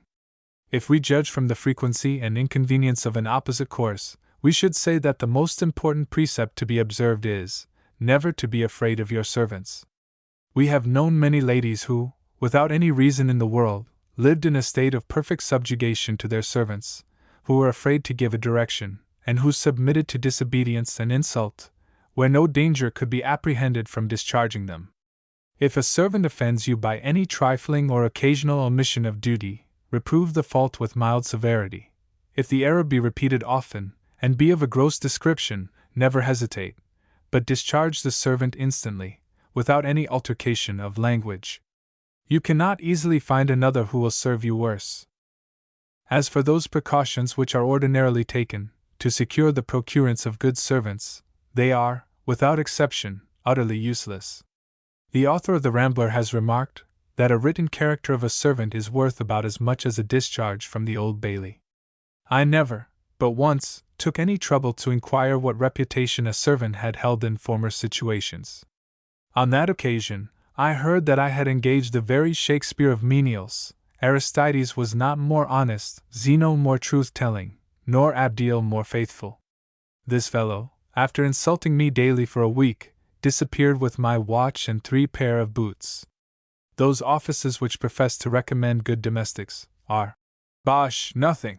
In 9 cases out of 10, the keepers are in league with the servants, and in the 10th, ignorance, dishonesty, or carelessness will prevent any benefit resulting from their intelligence. All that you can do is to take the most decent creature who applies, trust in Providence, and lock everything up. Never speak harshly, or superciliously, or hastily to a servant. There are many little actions which distinguish, to the eye of the most careless observer, a gentleman from one not a gentleman, but there is none more striking than the manner of addressing a servant. Issue your commands with gravity and gentleness, and in a reserved manner. Let your voice be composed, but avoid a tone of familiarity or sympathy with them. It is better in addressing them to use a higher key of voice, and not to suffer it to fall at the end of a sentence. The best-bred man whom we ever had the pleasure of meeting always employed, in addressing servants, such forms of speech as these: "I'll thank you for so and so, such a thing, if you please," with a gentle tone, but very elevated key. The perfection of manner, in this particular, is, to indicate by your language, that the performance is a favor, and by your tone that it is a matter of course. While, however, you practice the utmost mildness and forbearance in your language, avoid the dangerous and common error of exercising too great humanity in action. No servant, from the time of the first Gibeonite downwards, has ever had too much labor imposed upon him, while thousands have been ruined by the mistaken kindness of their masters. Servants should always be allowed, and indeed directed, to go to church on Sunday afternoon. For this purpose, dinner is served earlier on that day than usual.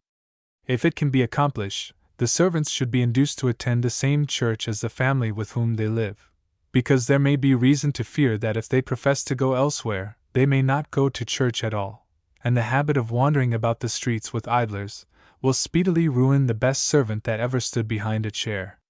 Servants should be directed to announce visitors. This is always done abroad, and is a convenient custom. Never allow a female servant to enter a parlor. If all the male domestics are gone out, it is better that there should be no attendants at all. Some ladies are in the habit of amusing their friends with accounts of the difficulty of getting good servants, etc. This denotes decided ill-breeding. Such subjects should never be made topics of conversation. If a servant offends you by any grossness of conduct, never rebuke the offense upon the spot, nor indeed notice it at all at the time, for you cannot do it without anger, and without giving rise to a scene. Prince Puckler Muscal was, very properly, turned out of the Traveller's Club for throwing a fork at one of the waiters. In the house of another, or when there is any company present in your own, never converse with the servants. This most vulgar, but not uncommon, habit is judiciously censured in that best of novels, The Zilluko of Dr. Moore. Chapter 14. Fashion. Fashion is a tyranny founded only on assumption. The principle upon which its influence rests is one deeply based in the human heart, and one which has long been observed and long practiced upon in every department of life. In the literary, the religious, and the political world, it has been an assured and very profitable conclusion that the public, que sibi fidit, dux frigid examen, is a maxim of universal truth. Pococurante, in Candide, was admired for despising Homer and Michelangelo. He would have gained little distinction by praising them. The judicious application of this rule to society is the origin of fashion. In despair of attaining greatness of quality, it founds its distinction only on peculiarity. We have spoken elsewhere of those complex and very rare accomplishments, whose union is requisite to constitute a gentleman. We know of but one quality which is demanded for a man of fashion: impudence. And impudence, self-confidence. The wise it call, as impenetrable as the gates of pandemonium, a coolness and imperturbability of self-admiration, which the boaster in Spenser might envy, a contempt of every decency, as such, and an utter imperviousness to ridicule. These are the amiable and dignified qualities which serve to rear an empire over the weakness and cowardice of men. To define the character of that which is changing even while we survey it is a task of no small difficulty. We imagine that there is only one means by which it may be always described, viz., that it consists in an entire avoidance of all that is natural and rational. Its essence is affectation. Effeminacy takes the place of manliness, drawling stupidity, of wit, stiffness and hauteur, of ease and civility, and self-illustration, of a decent and respectful regard to others. A man of fashion must never allow himself to be pleased. Nothing is more decidedly de mauvaise ton than any expression of delight. He must never laugh, nor, unless his penetration is very great, must he even smile, for he might by ignorance smile at the wrong place or time. All real emotion is to be avoided, all sympathy with the great or the beautiful is to be shunned, yet the liveliest feeling may be exhibited upon the death of a poodle dog. At the house of an acquaintance, he must never praise, nor even look at the pictures, the carpets, the curtains, or the ottomans, because if he did, it might be supposed that he was not accustomed to such things. About 2 years ago, it began to be considered improper to pay compliments to women, because if they are not paid gracefully they are awkward, and to pay them gracefully is difficult. At the present time it is considered dangerous to a man's pretensions to fashion, in England, to speak to women at all. Women are voted bores, and are to be treated with refined rudeness.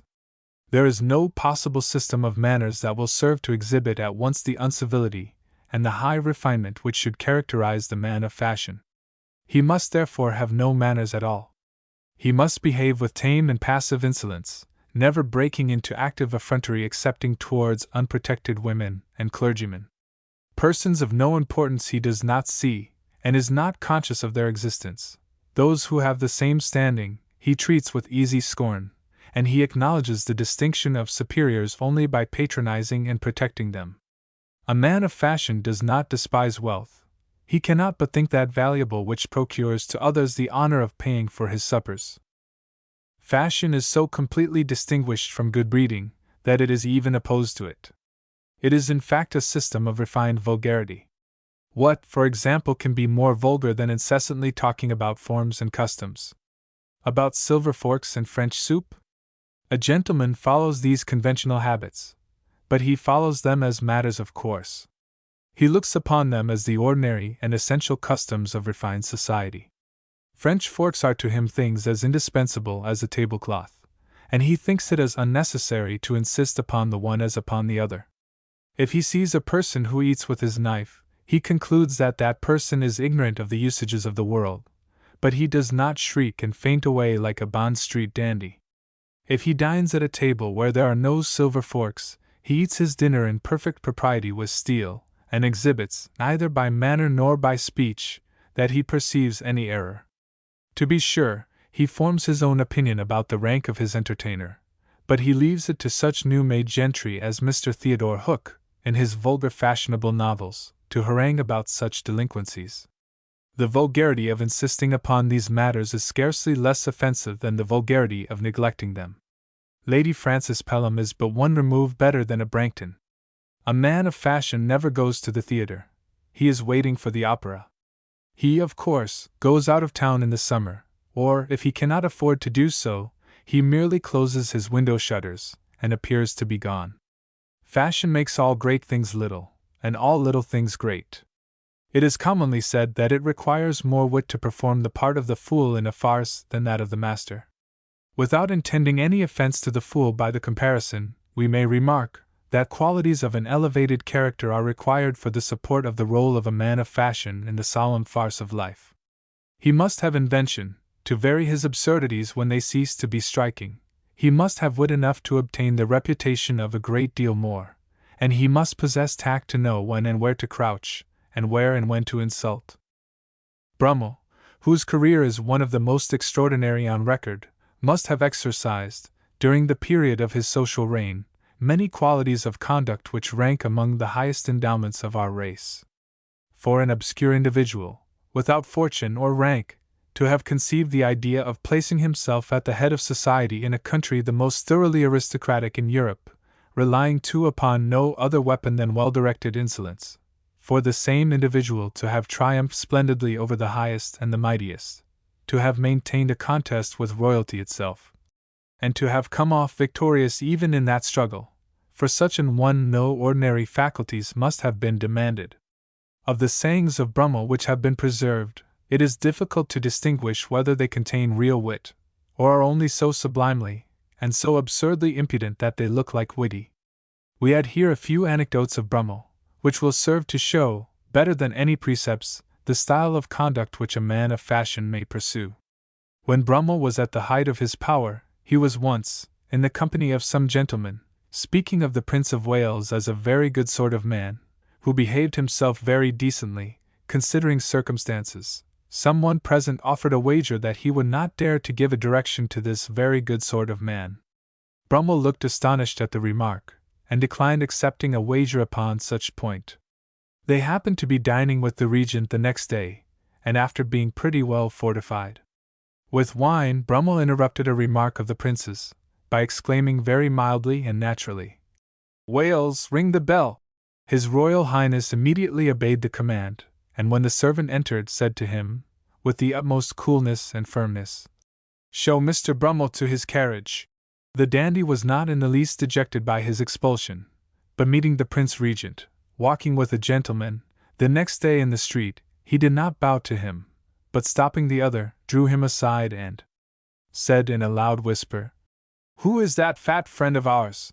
It must be remembered that the object of this sarcasm was at that time exceedingly annoyed by his increasing corpulency, so manifestly so, that Sheridan remarked that, though the Regent professed himself a Whig, he believed that in his heart he was no friend to new measures. Shortly after this occurrence at Carlton House, Brummel remarked to one of his friends that he had half a mind to cut the young one, and bring old George into fashion.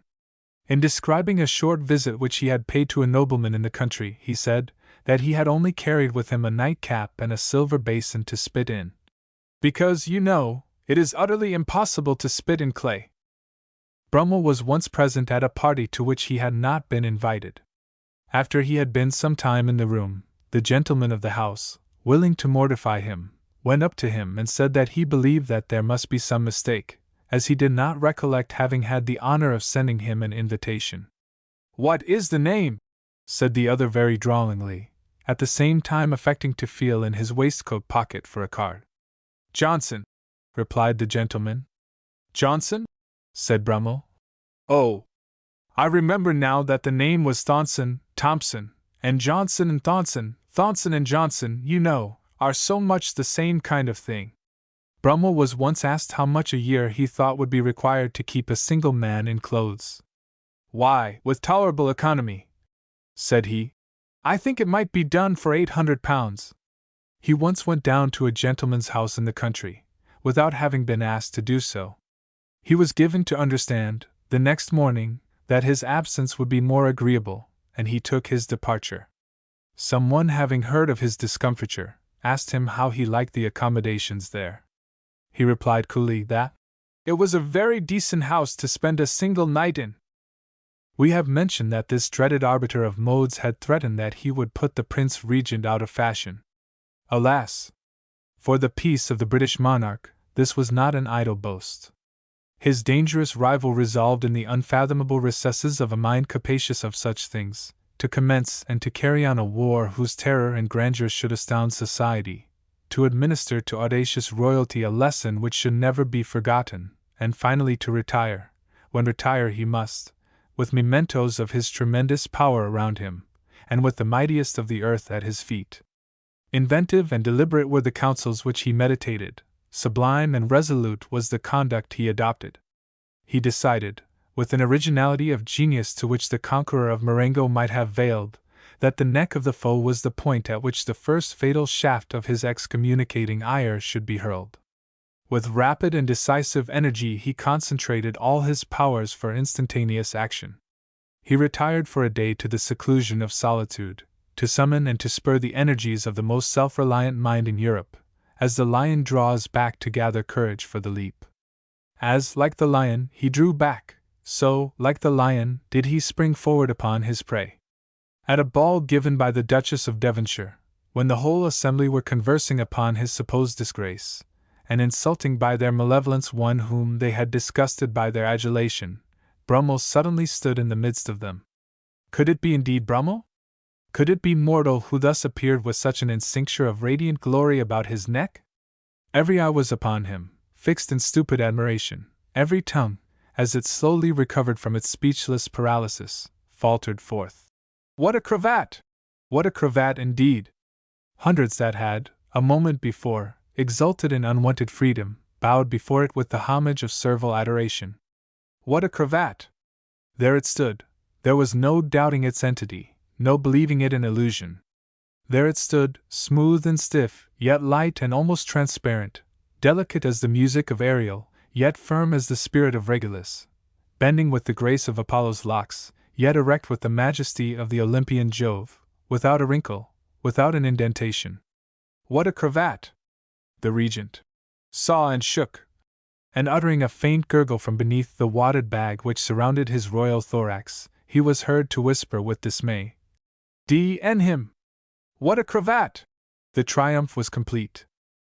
It is stated, upon what authority we know not, that His Royal Highness, after passing a sleepless night in vain conjectures, dispatched at an early hour one of his privy councillors to Brummel, offering carte blanche if he would disclose the secret of that mysterious cravat. But the Atrox Animus Cotones disdained the bribe. He preferred being supplicated to being bought by kings. "Go," said he to the messenger, with the spirit of Marius mantling in his veins. "Go, and tell your master that you have seen his master." For the truth of another anecdote, connected with this cravat, we have indisputable evidence. A young nobleman of distinguished talents and high pretensions as to fortune and rank saw this fatal band, and eager to advance himself in the rolls of fashion, retired to his chamber to endeavor to penetrate the method of its construction. He tried every sort of known, and many sorts of unknown stiffeners to accomplish the end, paper and pasteboard, and wadding, shavings, and shingles, and planks, all were vainly experienced. Gargantua could not have exhibited a greater invention of expedients than he did, but vainly. After a fortnight of the closest application, ardor of study and anxiety of mind combined, brought him to the brink of the grave. His mother, having ascertained the origin of his complaint, waited upon Brummel, who was the only living man that could remove it. She implored him, by every human motive, to say but one word, to save the life of her son and prevent her own misery. But the tyrant was immovable, and the young man expired a victim of his sternness. When, at length, yielding to that strong necessity which no man can control, Brummel was obliged, like Napoleon, to abdicate, the mystery of that mighty cravat was unfolded. There was found, after his departure to Calais, written on sheet of paper upon his table, the following epigram of scorn: "Starch is the man." The cravat of Brummel was merely starched. Henceforth starch was introduced into every cravat in Europe. Brummel still lives, an obscure consul in a petty European town. Physically there is something to command our admiration in the history of a man who thus lays at his mercy all ranks of men, the lofty and the low, the great, the powerful and the vain. But morally and seriously, no character is more despicable than that of the mere man of fashion, seeking nothing but notoriety. His path to that end is over the ruins of all that is worthy in our nature. He knows virtue only to despise it. He makes himself acquainted with human feelings only to outrage them. He commences his career beyond the limits of decency, and ends it far in the regions of infamy. Feared by all and respected by none, hated by his worshippers and despised by himself, he rules, an object of pity and contempt, and when his power is past, his existence is forgotten. He lives on in an oblivion which is to him worse than death, and the stings of memory goad him to the grave. The devotee of fashion is a trifler unworthy of his race. The mere gentleman is a character which may in time become somewhat tiresome. There is a just mean between the two, where a better conduct than either is to be found. It is that of a man who, yielding to others, still maintains his self-respect, and whose concessions to folly are controlled by good sense, who remembers the value of trifles without forgetting the importance of duties, and resolves so to regulate his conduct that neither others may be offended by his stiffness, nor himself have to regret his levity. Live therefore among men, to conclude our homily after the manner of quarrels, live therefore among men, like them, yet not disliking thyself, and let the hues of fashion be reflected from thee, but let them not enter and color thee within. Chapter 15. Miscellaneous. There is nothing more ill-bred in the world than continual talking about good breeding. You should never employ the word genteel. The proper word is respectable. If you are walking down the street with another person on your arm, and stop to say something to one of your friends, do not commit the too common and most awkward error of introducing such persons to one another. Never introduce morning visitors, who happen to meet in your parlor without being acquainted. If you should be so introduced, remember that the acquaintance afterwards goes for nothing. You have not the slightest right to expect that the other should ever speak to you. If you wish to be introduced to a lady, you must always have her consent previously asked. This formality it is not necessary to observe in the case of gentlemen alone. Presents are the gauge of friendship. They also serve to increase it, and give it permanence. Among friends, presents ought to be made of things of small value, or, if valuable, their worth should be derived from the style of the workmanship, or from some accidental circumstance, rather than from the inherent and solid richness. Especially never offer to a lady a gift of great cost. It is in the highest degree indelicate, and looks as if you were desirous of placing her under an obligation to you, and of buying her goodwill. The gifts made by ladies to gentlemen are of the most refined nature possible. They should be little articles not purchased, but deriving a priceless value as being the offspring of their gentle skill, a little picture from their pencil, or a trifle from their needle. To persons much your superiors, or gentlemen whom you do not know intimately, there is but one species of appropriate present, game. If you make a present, and it is praised by the receiver, you should not yourself commence undervaluing it. If one is offered to you, always accept it, and however small it may be, receive it with civil and express thanks, without any kind of affectation. Avoid all such deprecatory phrases, as, "I fear I rob you," etc. To children, the only presents which you offer are sugar plums and bonbons. Avoid the habit of employing French words in English conversation. It is in extremely bad taste to be always employing such expressions as ci-devant, soi-disant, en masse, couleur de rose, etc. Do not salute your acquaintances with bonjour, nor reply to every proposition, volontiers. In speaking of French cities and towns, it is a mark of refinement in education to pronounce them rigidly according to English rules of speech. Mr. Fox, the best French scholar, and one of the best bred men in England, always sounded the X in Bordeaux, and the S in Calais, and on all occasions pronounced such names just as they are written. In society, avoid having those peculiar preferences for some subjects, which are vulgarly denominated hobby horses. They make your company a bore to all your friends, and some kind-hearted creature will take advantage of them and trot you, for the amusement of the company.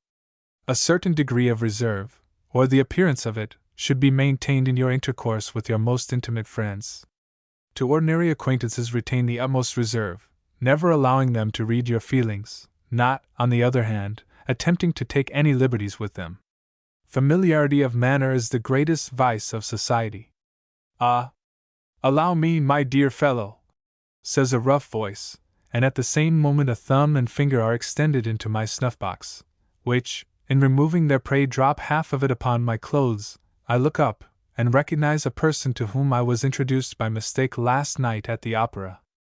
I would be glad to have less fellowship with such fellows. In former times great philosophers were said to have demons for familiars, thereby indicating that a familiar man is the very devil. Remember that all deviations from prescribed forms, on common occasions, are vulgar, such as sending invitations, or replies couched in some unusual forms of speech.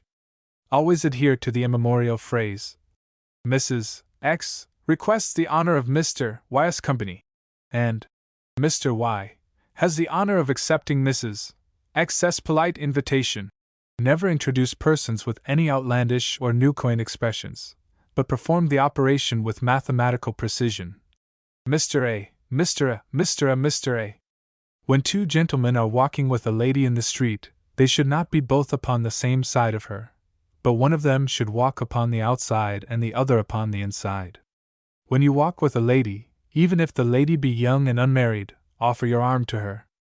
This is always done in France, and is practiced in this country by the best bred persons. To be sure, this is done only to married women in France, because unmarried women never walk alone with gentlemen, but as in America the latter have the same freedom as the former, this custom should here be extended to them. If you are walking with a woman who has your arm, and you cross the street, it is better not to disengage your arm, and go round upon the outside. Such effort evinces a palpable attention to form, and that is always to be avoided. A woman should never take the arms of two men, one being upon either side, nor should a man carry a woman upon each arm. The latter of these iniquities is practiced only in Ireland, the former perhaps in Kamskatka. There are, to be sure, some cases in which it is necessary for the protection of the women that they should both take his arm, as in coming home from a concert, or in passing, on any occasion, through a crowd. When you receive company in your own house, you should never be much dressed. This is a circumstance of the first importance in good breeding. A gentleman should never use perfumes. They are agreeable, however, upon ladies. Avoid the use of proverbs in conversation, and all sorts of cant phrases. This error is, I believe, censured by Lord Chesterfield, and is one of the most offensively vulgar things which a person can commit. We have frequently been astonished to hear such a slang phrase as the whole hog, used by persons who had pretensions to very superior standing. We would be disposed to apply to such an expression a criticism of Dr. Johnson's, which rivals it in coarseness. It has not enough salt to keep it from stinking, enough wit to prevent its being offensive. We do not wish to advocate any false refinement, or to encourage any cockney delicacy, but we may be decent without being affected. The stable language and raft humor of Crockett and Downing may do very well to amuse one in a morning paper, but it exhibits little wit and less good sense to adopt them in the drawing-room. This matter should be reformed altogether. If a plate be sent to you, at dinner, by the master or mistress of the house, you should always take it, without offering it to all your neighbors as was in older times considered necessary. The spirit of antique manners consisted in exhibiting an attention to ceremony. The spirit of modern manners consists in avoiding all possible appearance of form. The old custom of deferring punctiliously to others was awkward and inconvenient. For the person, in favor of whom the courtesy was shown, shocked at the idea of being exceeded in politeness, of course declined it, and a plate was thus often kept vibrating between two bowing mandarins, till its contents were cold, and the victims of ceremony were deprived of their dinner. In a case like this, to reverse the decision which the host has made as to the relative standing of his guests, is but a poor compliment to him, as it seems to reprove his choice, and may, besides, materially interfere with his arrangements by rendering unhelped a person whom he supposes attended to. The same avoidance of too much attention to yielding place is proper in most other cases. Shenstone, in some clever verses, has ridiculed the folly, and Goldsmith, in his Vicar, has censured the inconvenience of such outrageous formality. These things are now managed better. One person yields and another accepts without any controversy. When you are helped to anything at a dinner table, do not wait, with your plate untouched, until others have begun to eat. This stiff piece of mannerism is often occurring in the country, and indeed among all persons who are not thoroughly bred. As soon as your plate is placed before you, you should take up your knife and arrange the table furniture around you, if you do not actually eat. As to the instruments by which the operation of dining is conducted, it is a matter of much consequence that entire propriety should be observed as to their use. We have said nothing about the use of silver forks, because we do not write for savages, and where, excepting among savages, shall we find any who at present eat with other than a French fork? There are occasionally to be found some ancients, gentlemen of the old school, as it is termed, who persist in preferring steel, and who will insist on calling for a steel fork if there is none on the table. They consider the modem custom an affectation, and deem that all affectation should be avoided.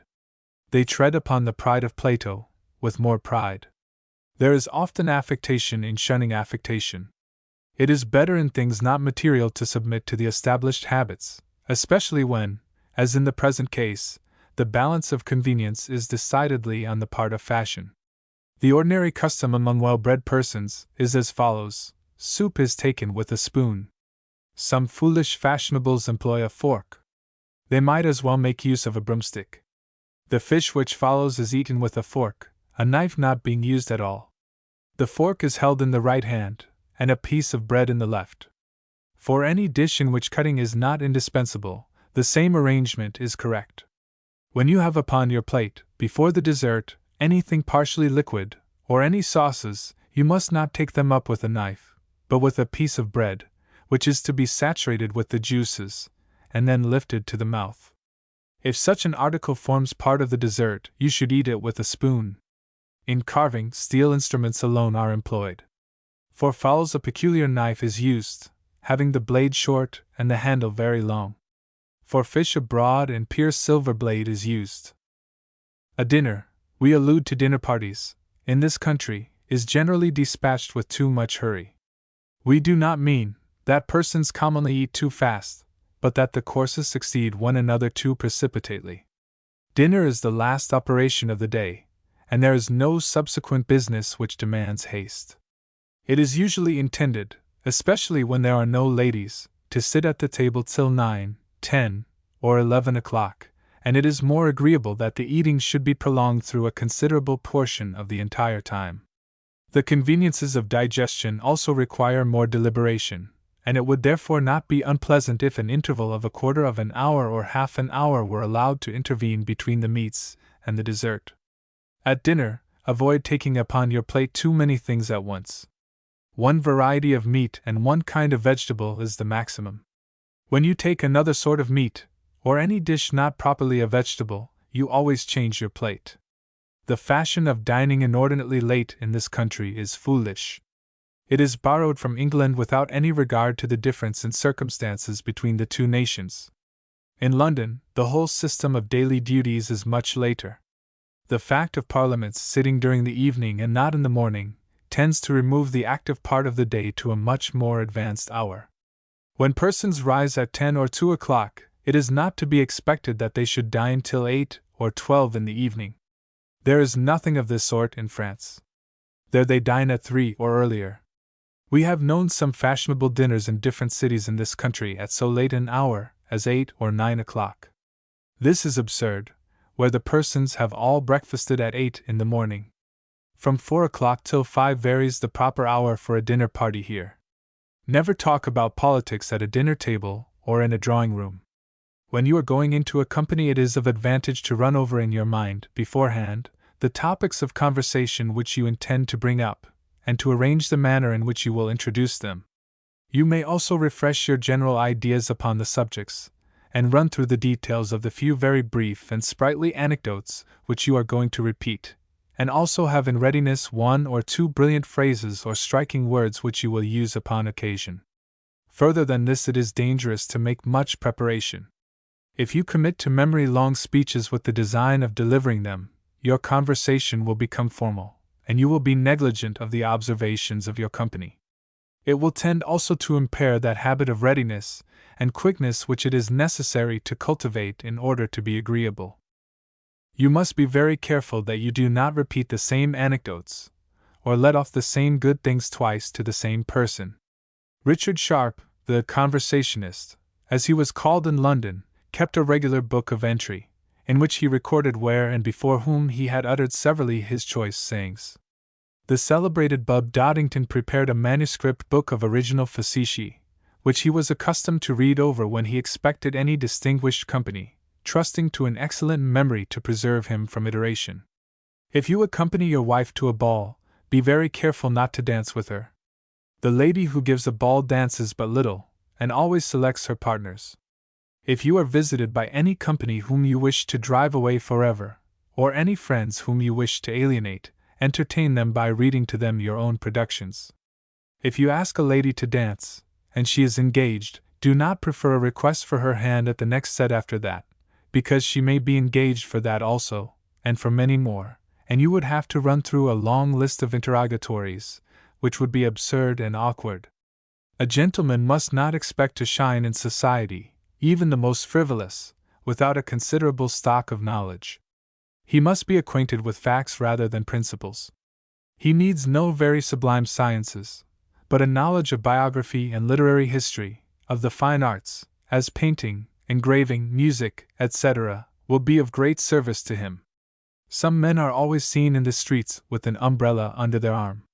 Such a foible may be permitted to such men as Mr. Southey and the Duke of Wellington, but in ordinary men it looks like affectation, and the monotony is exceedingly boring to the sight.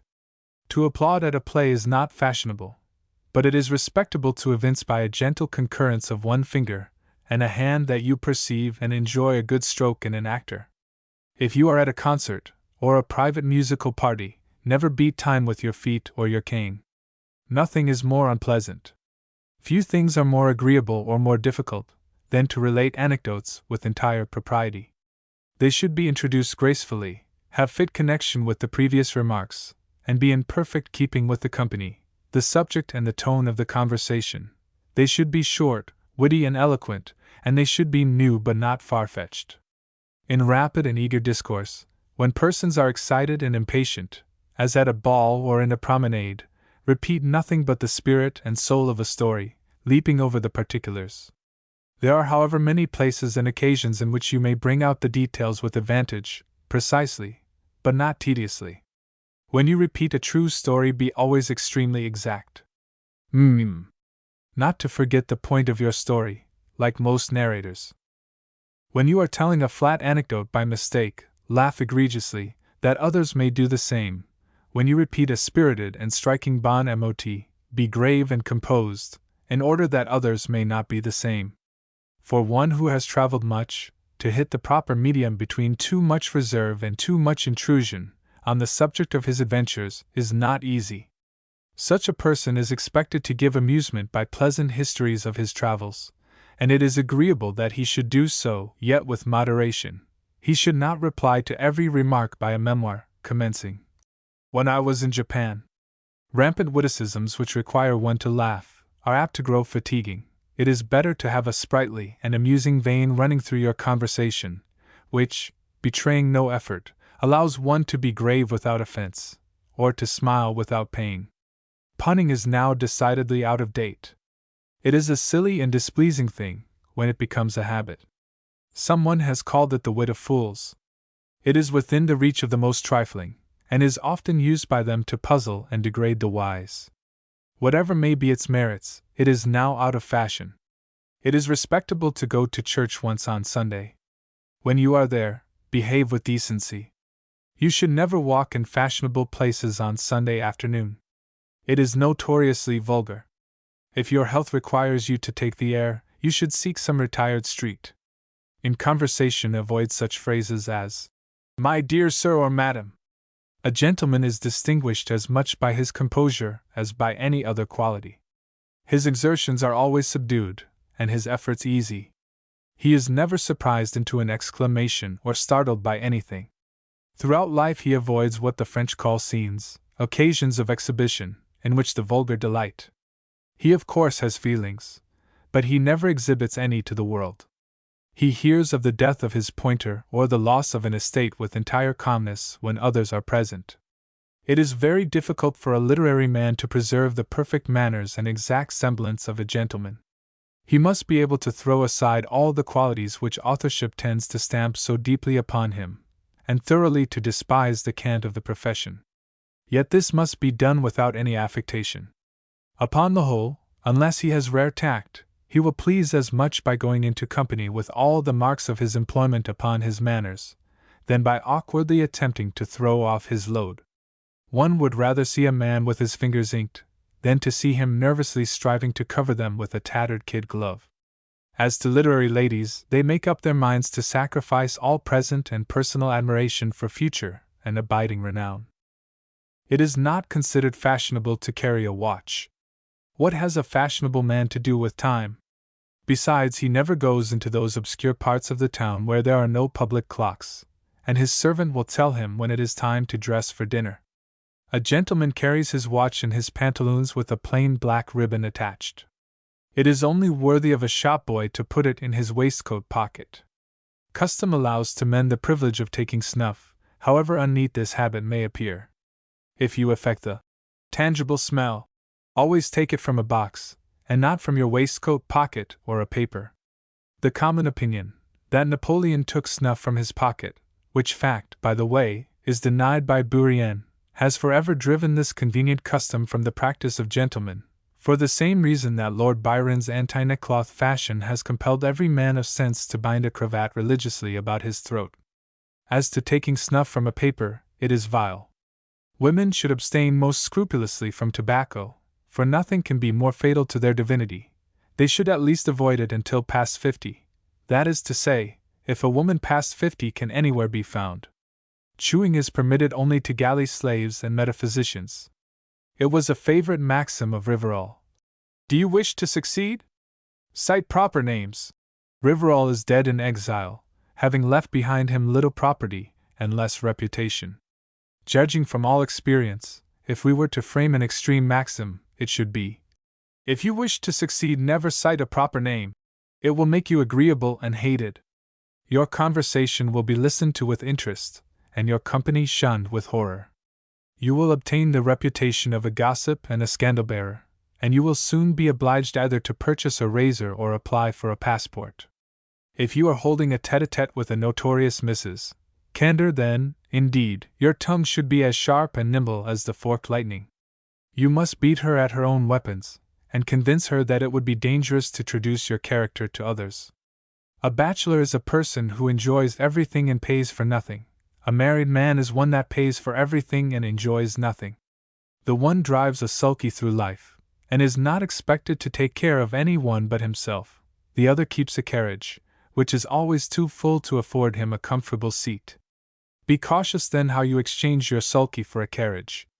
In ordinary conversation about persons employ the expressions men and women, gentleman and lady are distinctive appellations, and not to be used upon general occasions. You should say forte piano, not pianoforte, and the street door, not the front door. A man may have virtue, capacity, and good conduct, says La Bruyere, and yet be insupportable. The air and manner which we neglect, as little things, are frequently what the world judges us by, and makes them decide for or against us. In your intercourse with the world you must take persons as they are, and society as you find it. You must never oppose the one, nor attempt to alter the other. Society is a harlequin stage, upon which you never appear in your own dress nor without a mask. Keep your real dispositions for your fireside, and your real character for your private friend. In public, never differ from anybody, nor from anything. The agreeable man is one who agrees,